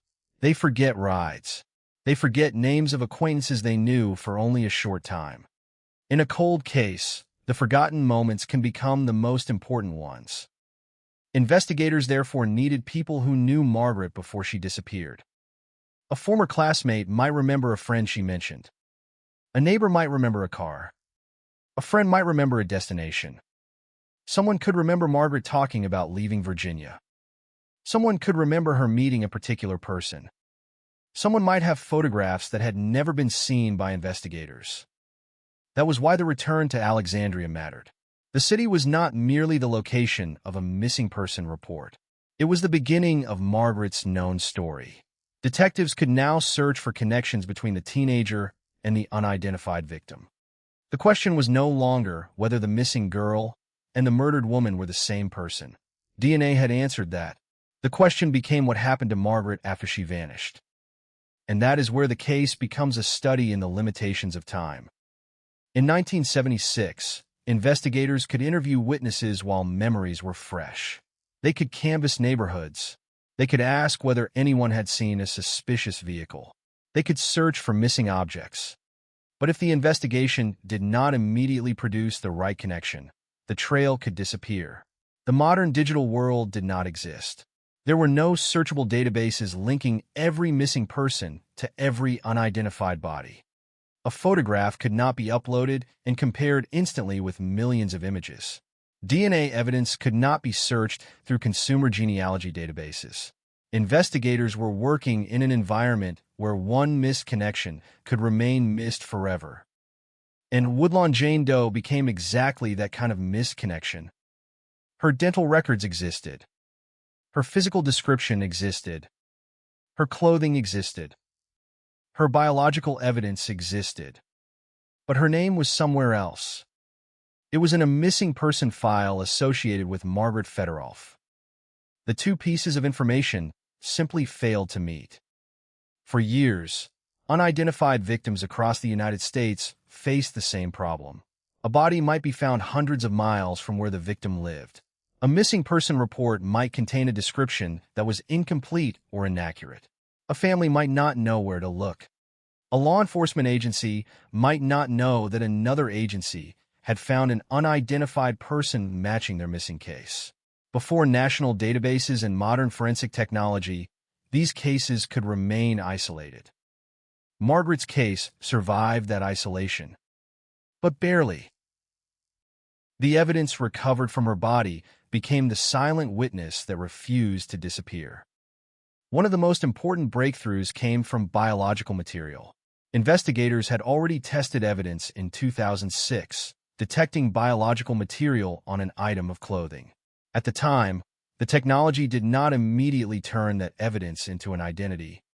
But the existence of biological material meant that the case was not completely trapped in the past. The possibility remained that future technology could extract more information. That possibility eventually became reality. WMAR2news.com https://www.news/local-news/woodlawn-jane-do-45-years-after-her-murder?ChatGPT.com Years later, investigators returned to the evidence again. This time, they were not limited to the technology of 1976. They were not limited to the databases of 2006. They had forensic genetic genealogy. The technique had already changed the way some unidentified remains in cold cases were investigated. Instead of requiring an exact match to an existing criminal database, investigators could use genetic relationships to construct family connections. The DNA did not need to belong to Margaret's parents or siblings. A distant relative could be enough to begin the search. From that relative, investigators could construct branches of a family tree until the possible identity became visible. The process can sound simple when reduced to one sentence. In reality, it is painstaking. Investigators must distinguish between close and distant relationships. They must account for adoption, marriage, divorce, incomplete records, multiple people with similar names, and family branches that extend across generations. A genetic connection is not automatically a suspect or a victim. It is a direction. It tells investigators that somewhere in that enormous tree may be the person they are looking for. For Margaret, that direction eventually led to the Federal family. The breakthrough was extraordinary precisely because Margaret herself had not been waiting inside a database with a name attached. Her relatives were. Her DNA was the bridge. And once investigators reached the correct branch of the family, direct comparison could confirm the identity. It did. Woodlawn Jane Doe was Margaret Federalf. The woman who had been nameless since 1976 had been identified after 45 years. But there was another revelation hidden inside that breakthrough. Margaret's identity meant that the investigators could now investigate her disappearance and her murder as one continuous event. Before identification, those were separate mysteries. After identification, they became one. And suddenly the old question of where Margaret had gone became inseparable from the question of who killed her.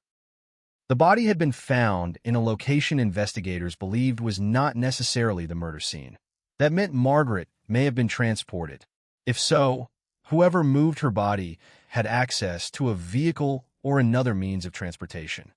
Investigators had long considered the possibility that the killer brought her to the area. A witness's recollection of a white van near the location around the time the body was believed to have been dumped became one of the most intriguing details. WTOP.com, https://wtop.com/crime/Baltimore Co-Police headed to Alexandria after significant break-in Woodlawn Jane Doe case or sequels shadegpt.com. But the van remains only a possibility. There is no public evidence establishing that it belonged to Margaret's killer. That distinction matters. Cold cases are filled with clues that become legends. A white van, a strange tattoo, a distant key, a bag from another state, a fragment of pollen. Each detail can acquire a life of its own. But an investigation must separate what is known from what is possible. The white van was observed. Its connection to Margaret's murder has not been publicly established. The Massachusetts clues existed. Their connection to Margaret's final movements remained uncertain. Pollen pointed toward a possible geographical connection, but it did not identify a killer. The tattoo existed, but its meaning remained unclear. And yet, when viewed together, these clues create a disturbing picture. Margaret was found in Maryland. Some evidence pointed toward the Northeast. She had disappeared from Virginia. A vehicle may have been present near the dump site. Her body showed signs of restraint and assault. She may have been killed elsewhere. That is enough to create questions. It is not enough to create an arrest. This difference is the heart of the case. For a viewer hearing the story, the temptation is to connect every clue immediately. Human beings are pattern-seeking creatures. We want the pieces to fit. We want the white van to be the killer's van. We want the Massachusetts key to lead to the killer's house. We want the pollen to tell us exactly where Margaret had been. We want the tattoo to spell out the killer's initials. But investigations do not work that way. A clue becomes evidence only when its connection can be established. And Margaret's case still contains too many unknowns. The grass seed bag may tell investigators something about where objects traveled. The key may tell them something about manufacturing. The pollen may tell them something about geography. The DNA may tell them who Margaret was. But none of those pieces by themselves tells investigators who strangled her. That person remains the missing piece. The most disturbing possibility is that the killer may have known exactly how little evidence investigators would have. In 1976, forensic technology was limited compared with today. A killer could not necessarily anticipate DNA genealogy decades later, but they could have benefited from the limitations of the era. If the victim was unidentified, the investigation would have fewer avenues into her life. Without a name, detectives could not immediately locate friends or relatives. Without a known residence, they could not reconstruct her final movements. Without an identified missing person case, there was no obvious reason to search elsewhere. The killer may have understood none of that. They may simply have believed that abandoning a body was enough. And for 45 years, it almost was. Almost. The evidence survived. Margaret survived inside the evidence. Her identity survived inside her relatives' DNA. And when modern investigators finally opened that door, the case changed. The name Margaret Fedorov became public. Her photograph returned to the story. Her age became clear. Her connection to Alexandria became known. And the missing teenager finally became visible again. But another person remained invisible. The murderer. There is something deeply unsettling about that imbalance. Margaret was found. Margaret was identified. Margaret was returned to her family. But the person responsible for killing her did not experience the same process. No genetic genealogy announcement placed a name beside the killer. No press conference revealed an arrest. No courtroom reconstructed the final moments. There was no verdict. No sentence. Only a name restored to the victim. And an unanswered question attached to everyone else. Who killed Margaret Fedorov? The passage of time creates another possibility investigators cannot ignore. The killer may no longer be alive. If the person responsible was an adult in 1976, they would now be many decades older. They could have died naturally. They could have disappeared from public records. Their friends and relatives might never have known what they had done. The person could have lived an apparently ordinary life while carrying an extraordinary secret. Or the killer could still be alive. That possibility is even more haunting. Someone who committed the crime could be living somewhere today. They could know Margaret's name. They could remember Dogwood Road. They could remember the cemetery. They could remember the white van. They could remember the moment they realized that investigators had failed to identify the victim. And then, decades later, they could have watched the news when Margaret's name finally appeared. Imagine that moment. A television screen. A newspaper headline. A photograph. The name Margaret Fedorov. A case from 1976 suddenly appearing again. For most people, it would be a forgotten cold case. For one person, perhaps it would be a secret coming back to life. There is no evidence publicly establishing that the killer reacted this way. But the possibility is what makes cold cases so psychologically powerful. Time does not erase responsibility. It only makes the path to responsibility harder to find. And Margaret's case has already demonstrated that what appears lost can return. For 45 years, investigators did not know who she was. Then one genetic connection changed everything. A name emerged from a family tree. The unidentified woman became Margaret. That means the remaining mystery may also be waiting inside evidence that has not yet been fully understood. Perhaps there is another DNA connection. Perhaps another witness will come forward. Perhaps an old photograph will surface. Perhaps a family member will recognize an object. Perhaps someone will finally remember where Margaret was during those missing months. Perhaps a person who has carried the secret for decades will decide that silence is no longer possible. Or perhaps the final answer will come from technology that has not yet been invented. That is the strange promise of a cold case. The future can investigate the past. Evidence does not know what year it is. DNA does not care that 45 years have passed. A fingerprint does not become less itself because a detective retires. An old photograph can suddenly become relevant. A genealogy database can connect people who have never met.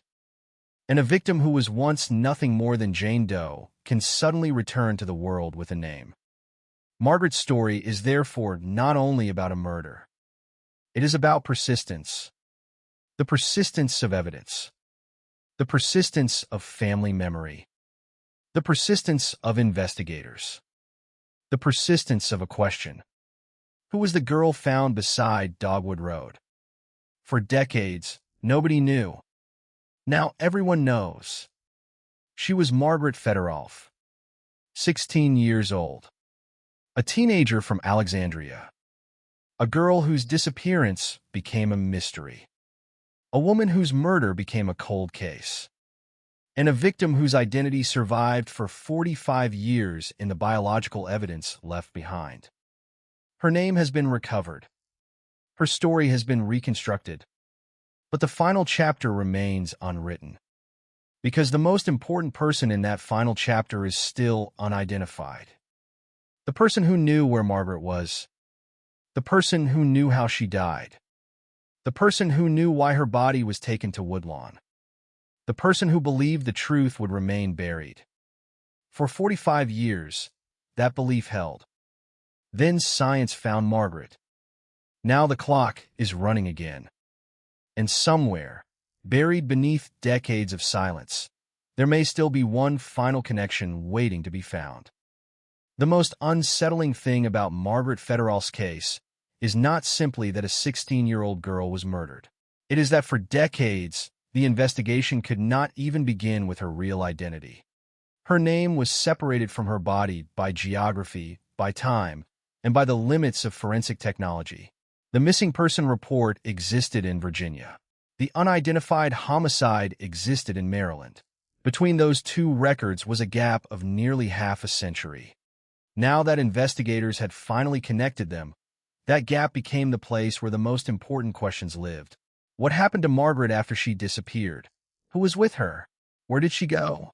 And how did a teenager from Alexandria end up dead beside Dogwood Road in Woodlawn? Those questions forced investigators to return to the beginning. Margaret had been 16 when she disappeared in 1975. That fact alone changes the emotional weight of every later discovery. She was not an anonymous adult whose life was difficult to reconstruct. She was a teenager. Somewhere there were people who had known her when she was alive and expected to see her again. There were classrooms where her chair had once been occupied. There were streets she had walked. There were people who knew the sound of her voice. And then, suddenly, she was gone.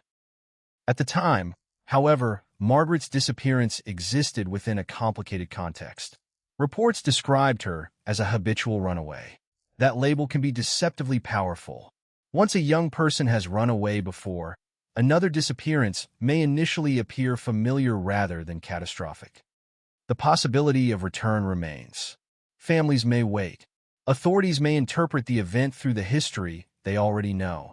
But the body found in Woodlawn proved that Margaret's disappearance had never been temporary. She had not simply chosen to stay away. She had been killed. WashingtonPost.com, https://www.washingtonpost.com/DC-MD-VA/2021/09/155/Woodlawn-Jane-Doe-Margaret-Fedorov/UTM_source=sign ChatGPT.com. And that raises an uncomfortable possibility. What if the person who encountered Margaret understood that she was vulnerable? A 16-year-old girl away from home can be approached in countless ways. A ride, a promise, a friendship, an offer of help, a familiar face, a stranger who appears trustworthy. There is no publicly established account explaining exactly how Margaret came into contact with the person responsible for her death. That is one of the central unanswered questions. But the circumstances of the crime demonstrate that someone eventually gained control over her. She was restrained. She was assaulted. She was strangled. Her body was moved. Whatever happened in the hours or days before her death, the final sequence involved a level of violence that could not be explained as a simple disappearance. The crime scene itself was almost deliberately anonymous. Dogwood Road did not announce what had happened. Lorraine Park Cemetery did not provide an explanation. The surrounding landscape did not preserve a witness. The body was simply there, and whoever left Margaret there was gone. Investigators believed she may have been killed somewhere else and transported to the location. That possibility means the murder could have involved at least two distinct locations: the place where Margaret was attacked and the place where her body was abandoned. If that theory is correct, then every mile between those locations could represent another opportunity for evidence. A vehicle could have been seen. A witness could have noticed something unusual. Someone could have heard an argument. Someone could have seen a person carrying something. But in 1976, most of those observations would have existed only in human memory, and memory is an unreliable archive. WTOP.com https://wtop.com/crime/Baltimore Co-Police headed to Alexandria after significant break-in Woodlawn Jane Doe cases for sequels to GPT.com. That is why the white van remains such an intriguing detail. A witness reported seeing a white van in the area around the time investigators believed Margaret's body had been dumped. The vehicle was described as resembling a Ford Econoline van. The reported time window was approximately 9:20 to 10:20 in the morning. Those details are striking because they provide something that cold cases desperately need: a moment in time. A vehicle was reportedly there. A witness remembered it. The investigators could place it near the crime scene. But there is still no public evidence establishing that the van belonged to the killer. It could have been completely unrelated.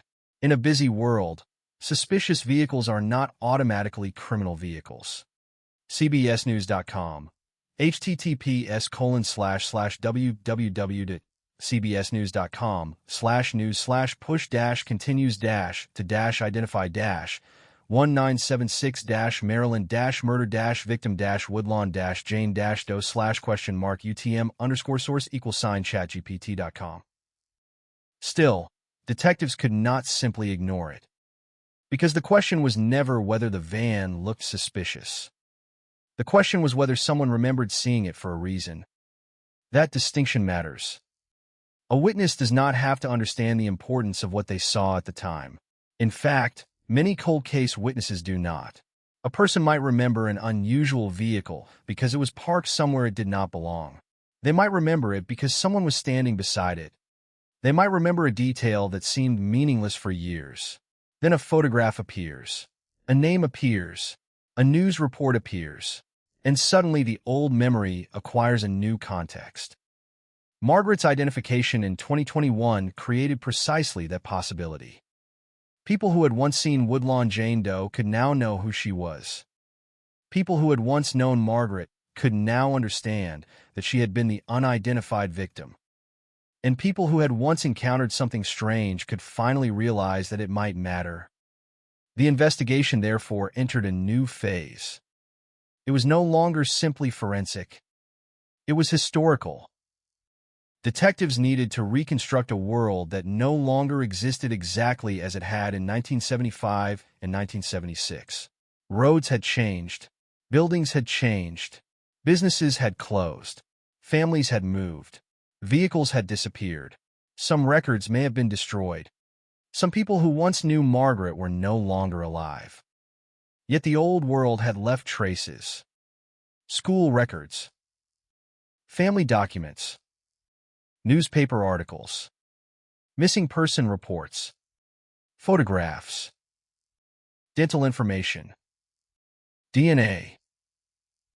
Even the smallest physical details could become useful once the victim had been identified. One of the most unusual clues was the tattoo on Margaret's arm. Investigators had struggled to determine exactly what the letters represented. Possibilities included combinations such as JP, SS, or JB. The problem was that a tattoo is intensely personal but can also be extremely ambiguous. Initials might belong to a friend, a relative, a romantic partner, a nickname, a phrase, or nothing investigators could confidently interpret. Without Margaret's identity, the tattoo was a clue that had no context. After identification, it became part of her biography.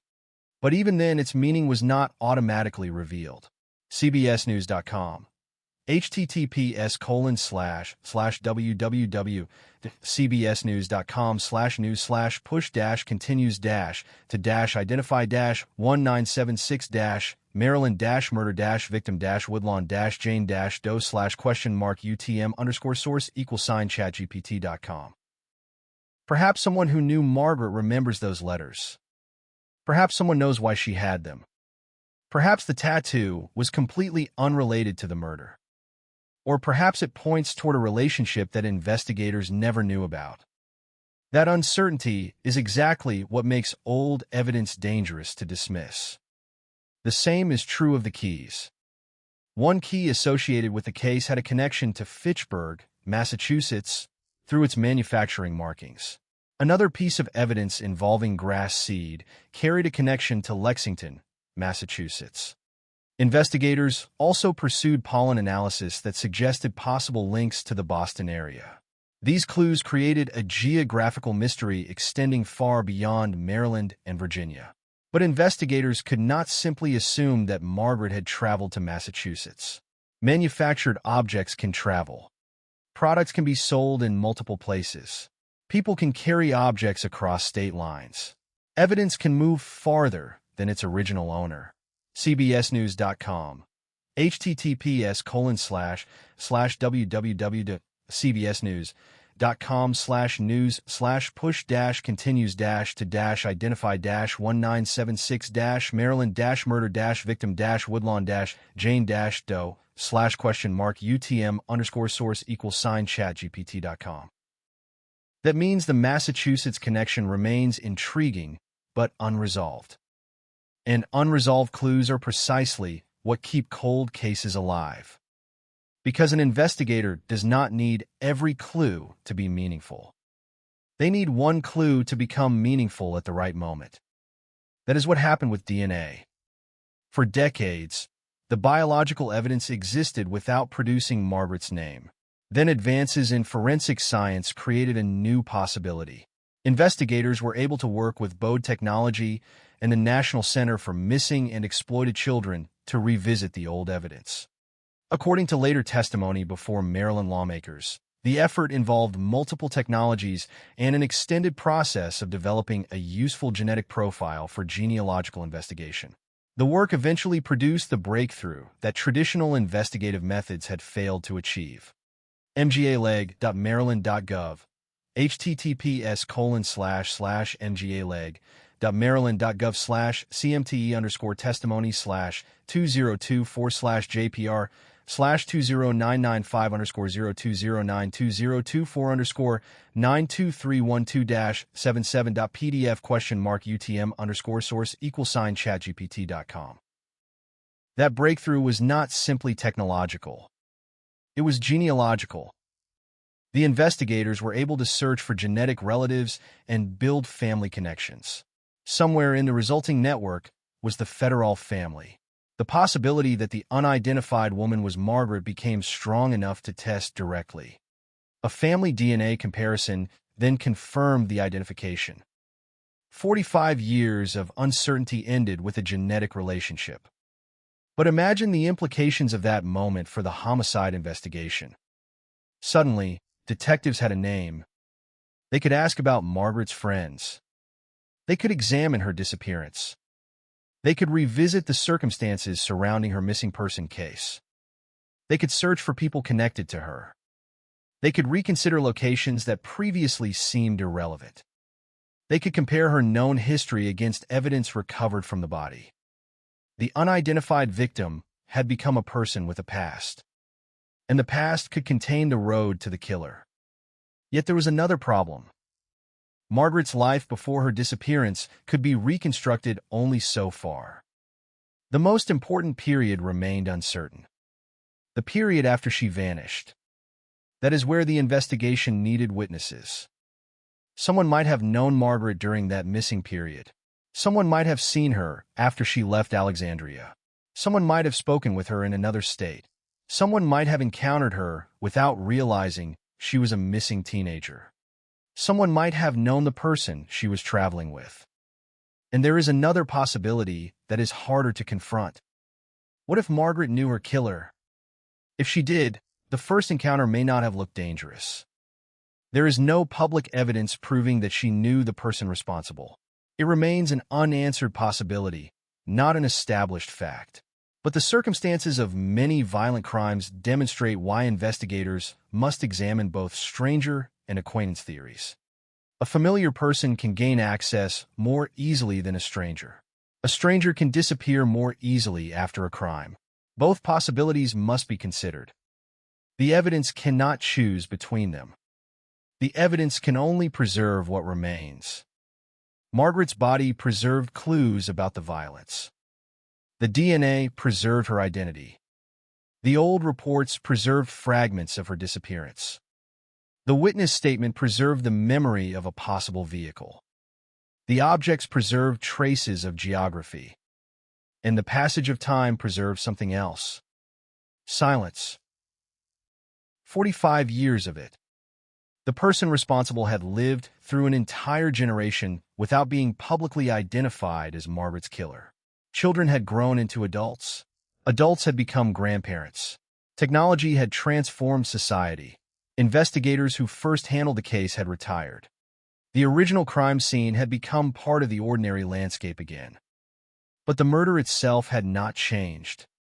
Margaret was still 16. The year was still 1976. The body was still found on Dogwood Road. The unanswered question was still waiting. That is one of the strange realities of homicide. Time changes almost everything except the fundamental event. The victim does not age. The crime does not become less violent. The family does not receive a different version of what happened. The only thing that changes is the amount of distance between the crime and the people trying to solve it. And sometimes distance helps, because people who once remained silent may eventually speak. A relationship can end. A secret can become unbearable. A person can confess to a family member. A photograph can be found in an attic. A forgotten letter can surface. A DNA sample can create a new connection. A genealogy database can reveal a relative nobody expected. Science can turn yesterday's impossible question into today's solvable problem. That is exactly what happened when Margaret was identified. But identifying the victim is not the same as identifying the murderer. The distinction is brutal. The case is no longer nameless. It is unfinished. And now every unanswered detail has a person attached to it. The white van is no longer merely a vehicle near an unidentified body. It may have been present during the final chapter of Margaret's life.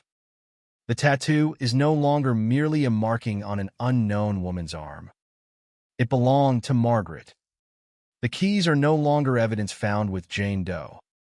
They were evidence connected to a 16-year-old girl whose family had spent decades searching for answers. The grass seed material is no longer a strange object in a cold case. It is part of the physical story surrounding Margaret's death. And the DNA is no longer simply a laboratory result. It is the reason Margaret's name came home. Yet one question remains untouched. Who put her there? That question has survived every technological revolution. It survived the disappearance of the original investigators. It survived the loss of witnesses. It survived 45 years of anonymity. And it survived the moment Margaret was finally identified. Perhaps the answer is hidden in a witness statement that was never understood. Perhaps it lies in a family history that has never been examined. Perhaps it is connected to the Northeast clues. Perhaps it is connected to Virginia.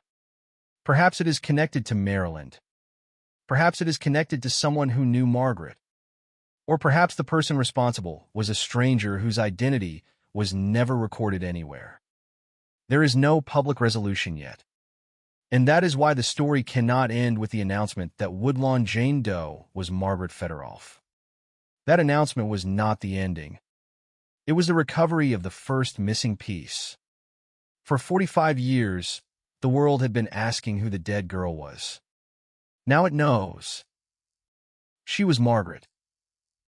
The next question is harder. Who was the person standing beside her in the final hours of her life? Because Margaret can no longer answer. The person who knows may still be somewhere in the world. And if that person is alive, then 45 years of silence have not erased the truth. They have only buried it. And buried things can be found. The identification of Margaret Federoff changed the language surrounding the case. For nearly half a century, investigators have been forced to speak about a victim without a name. They described her clothing, her physical characteristics, her dental work, the tattoo on her arm, and the circumstances in which her body was found. But none of those descriptions could tell the public who she had been. Then suddenly there was Margaret, 16 years old, from Alexandria, Virginia, missing since 1975, murdered in Maryland in 1976. And that single name transformed every old piece of evidence into part of a human story. But it also created a painful realization. The case had not been solved. Only the first mystery had been solved. The identity of the victim was no longer unknown.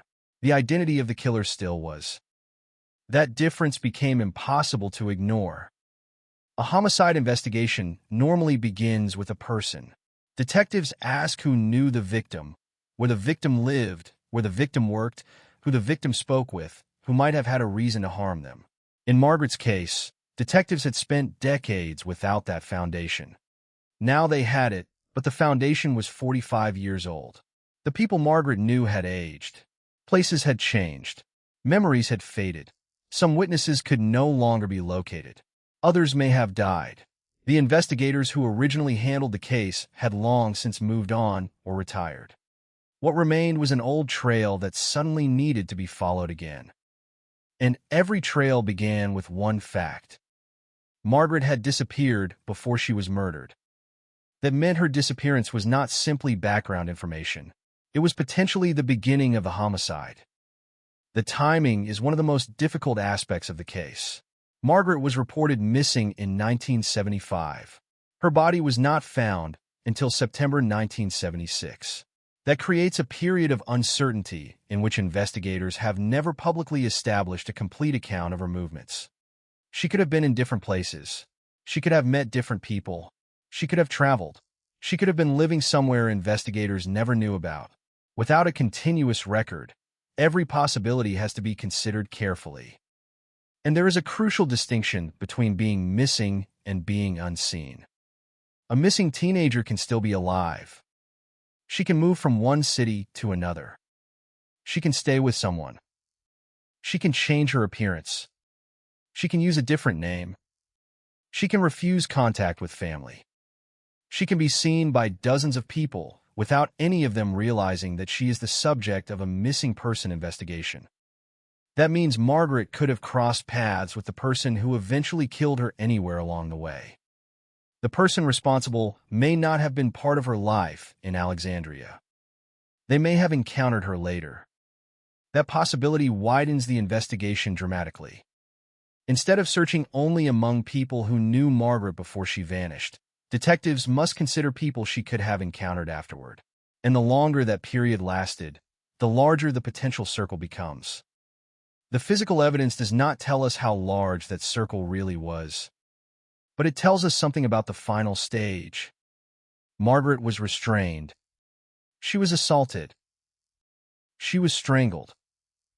Her body was transported.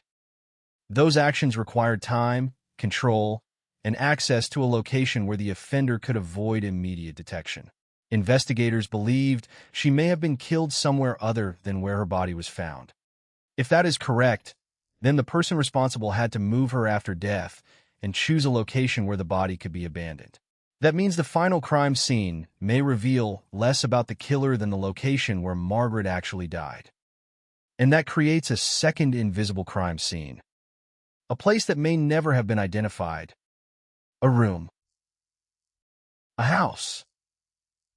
A vehicle. A motel. A remote property. A basement. A roadside location. Or somewhere completely unexpected. Without knowing where the fatal assault occurred, detectives cannot know what evidence might have been left behind there. Perhaps biological evidence existed. Perhaps fingerprints existed. Perhaps witnesses saw Margaret entering or leaving. Perhaps neighbors heard something. Perhaps a vehicle was parked nearby. Perhaps nothing was ever recovered because nobody knew that a crime had occurred. This is the brutal advantage a killer can receive when a body is moved. The place where the victim is found is not necessarily the place where the story happened. And for 45 years, investigators were searching for the story without knowing the victim's name. Now they know Margaret, but they still do not know the original location. That is why the old clues become so important. The Massachusetts connections are among the most unusual. Investigators found a key associated with the case that was manufactured in Fitchburg, Massachusetts. A grass seed bag connected to evidence was associated with Massachusetts and New York manufacturing and distribution. Pollen recovered from evidence was analyzed, and investigators explored possible connections to the Boston area. None of those clues publicly established where Margaret lived or where she was killed, but they created a geographical question that remained unresolved. CBSNews.com. https://www.cbsnews.com/news/push-maryland-murder-victim-woodlawn-jane-do/question mark UTM_ChatGPT.com. Why would evidence from a Maryland murder point toward Massachusetts? The obvious answer is travel. But travel can happen in more than one direction. Margaret could have traveled. The killer could have traveled. The objects could have traveled. Someone else could have carried them. Or the connection could have been meaningless. That uncertainty is exactly why investigators could not simply draw a line on a map and declare the mystery solved. Still, the clues suggest that the case may have had a larger geographical footprint than the final crime scene. And then there is the white van. A witness reported seeing a white van in the vicinity of the cemetery around the time investigators believed the body was abandoned.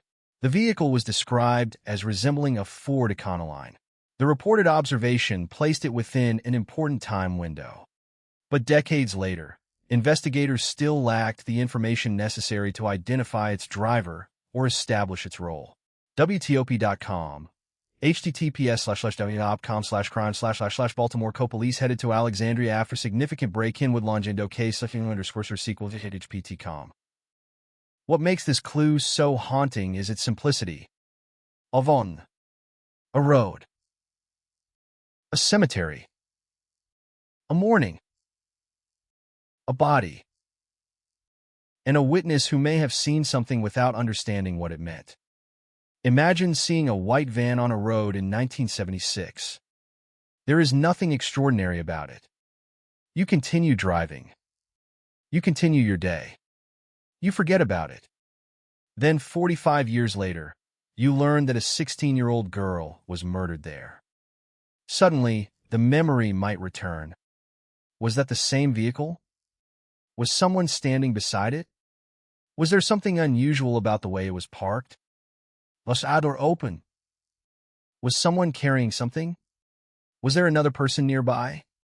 Memory can change over time, but sometimes a strange event remains precisely because it felt strange. That is why old witnesses matter. Not because they necessarily know the answer. Because they may remember a piece of the question. And in a cold case, a single remembered detail can sometimes connect two previously unrelated facts. The same principle applies to Margaret's former classmates. Perhaps one remembers Margaret mentioning a person. Perhaps another remembers where she intended to go. Perhaps someone remembers seeing her after she was reported missing. Perhaps someone remembers a vehicle. Perhaps someone remembers an older acquaintance who seemed unusually interested in her. None of those possibilities has been publicly established as the solution. They are investigative questions. But now investigators can finally ask them with Margaret's photograph in front of them. That is the difference a name makes. A photograph of an unidentified victim asks, "Does anyone know her?" A photograph of Margaret asks, "Did you know her?" The second question is much more powerful. Because memory responds to identity. People may not recognize Jane Doe. They may recognize Margaret. They may remember a nickname. They may remember a classroom. They may remember the way she dressed. They may remember the people she spent time with. They may remember something they had forgotten for decades. And that is why the identification could potentially generate leads even after so much time. The breakthrough also demonstrated the value of preserving evidence. For decades, investigators could have thrown away material that appeared useless. Instead, biological evidence survived long enough for technology to catch up with it. What could not identify Margaret in 2006 could ultimately contribute to her identification through newer techniques. The case became a demonstration of how forensic science can change the meaning of old evidence. mgaleg.maryland.gov https://mgaleg.maryland.gov/202024/jpr/209955_02009202024_UTM_source=chatgpt.com. That does not mean every cold case will be solved. It means that unsolved does not necessarily mean unsolvable. Sometimes the missing technology is the only missing piece. Sometimes the evidence is already there, waiting. And Margaret's case proves that. The genetic genealogy process did something investigators had been unable to accomplish through decades of traditional methods. It connected unidentified biological evidence to relatives, allowing investigators to build a family tree until the identity of the victim could be confirmed. The breakthrough came in 2021, nearly 45 years after Margaret's body was discovered. WashingtonPost.com https://www.washingtonpost.com/history/2021-0-UTM_source=chatgpt.com. But the same technology that can identify victims can sometimes help identify perpetrators. That possibility is one reason the preservation of evidence matters so much. A biological sample that cannot produce a suspect today may become more useful tomorrow. A database may grow. A relative may upload their DNA. A new analytical technique may emerge. A previously impossible comparison may become routine. And an old case can suddenly move. Margaret's case already moved once. There is no guarantee that it will move again. But the possibility remains. And that possibility changes the emotional meaning of the case. For decades, Margaret's family had an unbearable question. Where is she? Then the answer came. She had been dead for decades. Now the question has changed. Who killed her? That question is different because it carries responsibility. It asks not only what happened, but who caused it. It asks who made the decisions that led to Margaret's death. Who restrained her? Who assaulted her? Who strangled her? Who moved her body? Who left her near the cemetery? Who went home afterward? Who continued living? Who kept silent? Those are not abstract questions. They are questions about a human being who was 16 years old. And every year that passes without an answer adds another layer of tragedy. The killer may have lived through marriages, jobs, children, grandchildren, vacations, birthdays, and ordinary mornings.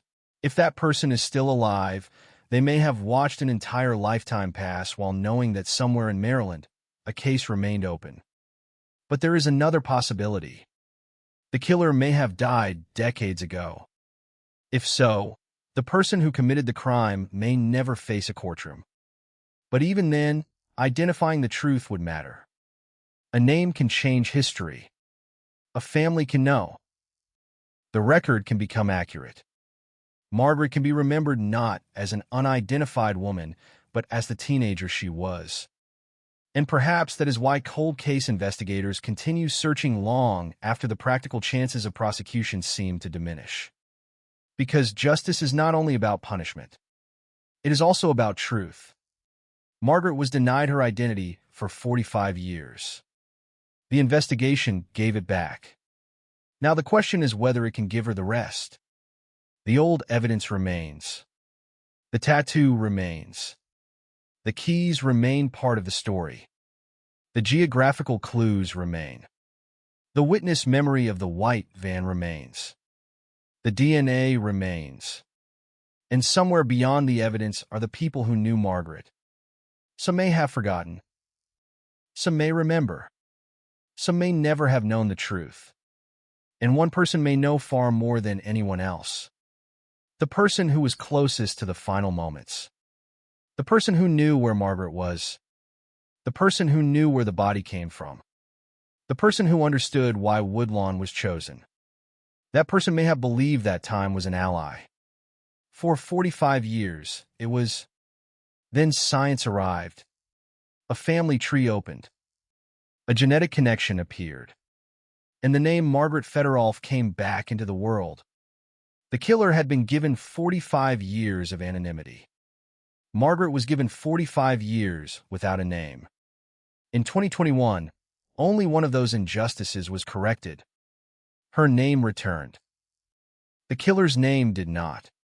And that is why Woodlawn Jane Doe is no longer simply an unidentified victim story. It is a murder investigation with a known victim and an unknown offender. A cold case with a face. A file with a name. A question that has survived almost 5 decades. The world finally knows who was lying beside Dogwood Road. Now it needs to know who put her there. And somewhere between Alexandria, Maryland, and the unexplained places Margaret may have traveled during the missing months of her life, the answer could still exist. Not necessarily in a dramatic confession. Not necessarily in a hidden weapon. Maybe in an old photograph. Maybe in a forgotten address.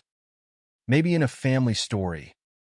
Maybe in a DNA match that has not happened yet. Maybe in the memory of someone who saw a white van and never understood why they remembered it. Maybe in a person who has carried the secret for so long that silence itself has become a burden. Because 45 years can bury a crime. But they cannot erase the fact that it happened. Margaret Federolf was 16. She disappeared. She was murdered. She was found without a name. And after 45 years, science gave her that name back. Now the case waits for the second miracle. Not the miracle of discovering who Margaret was. The harder miracle. Discovering who killed her. And until that answer comes, the road beside the cemetery remains more than a place on a map.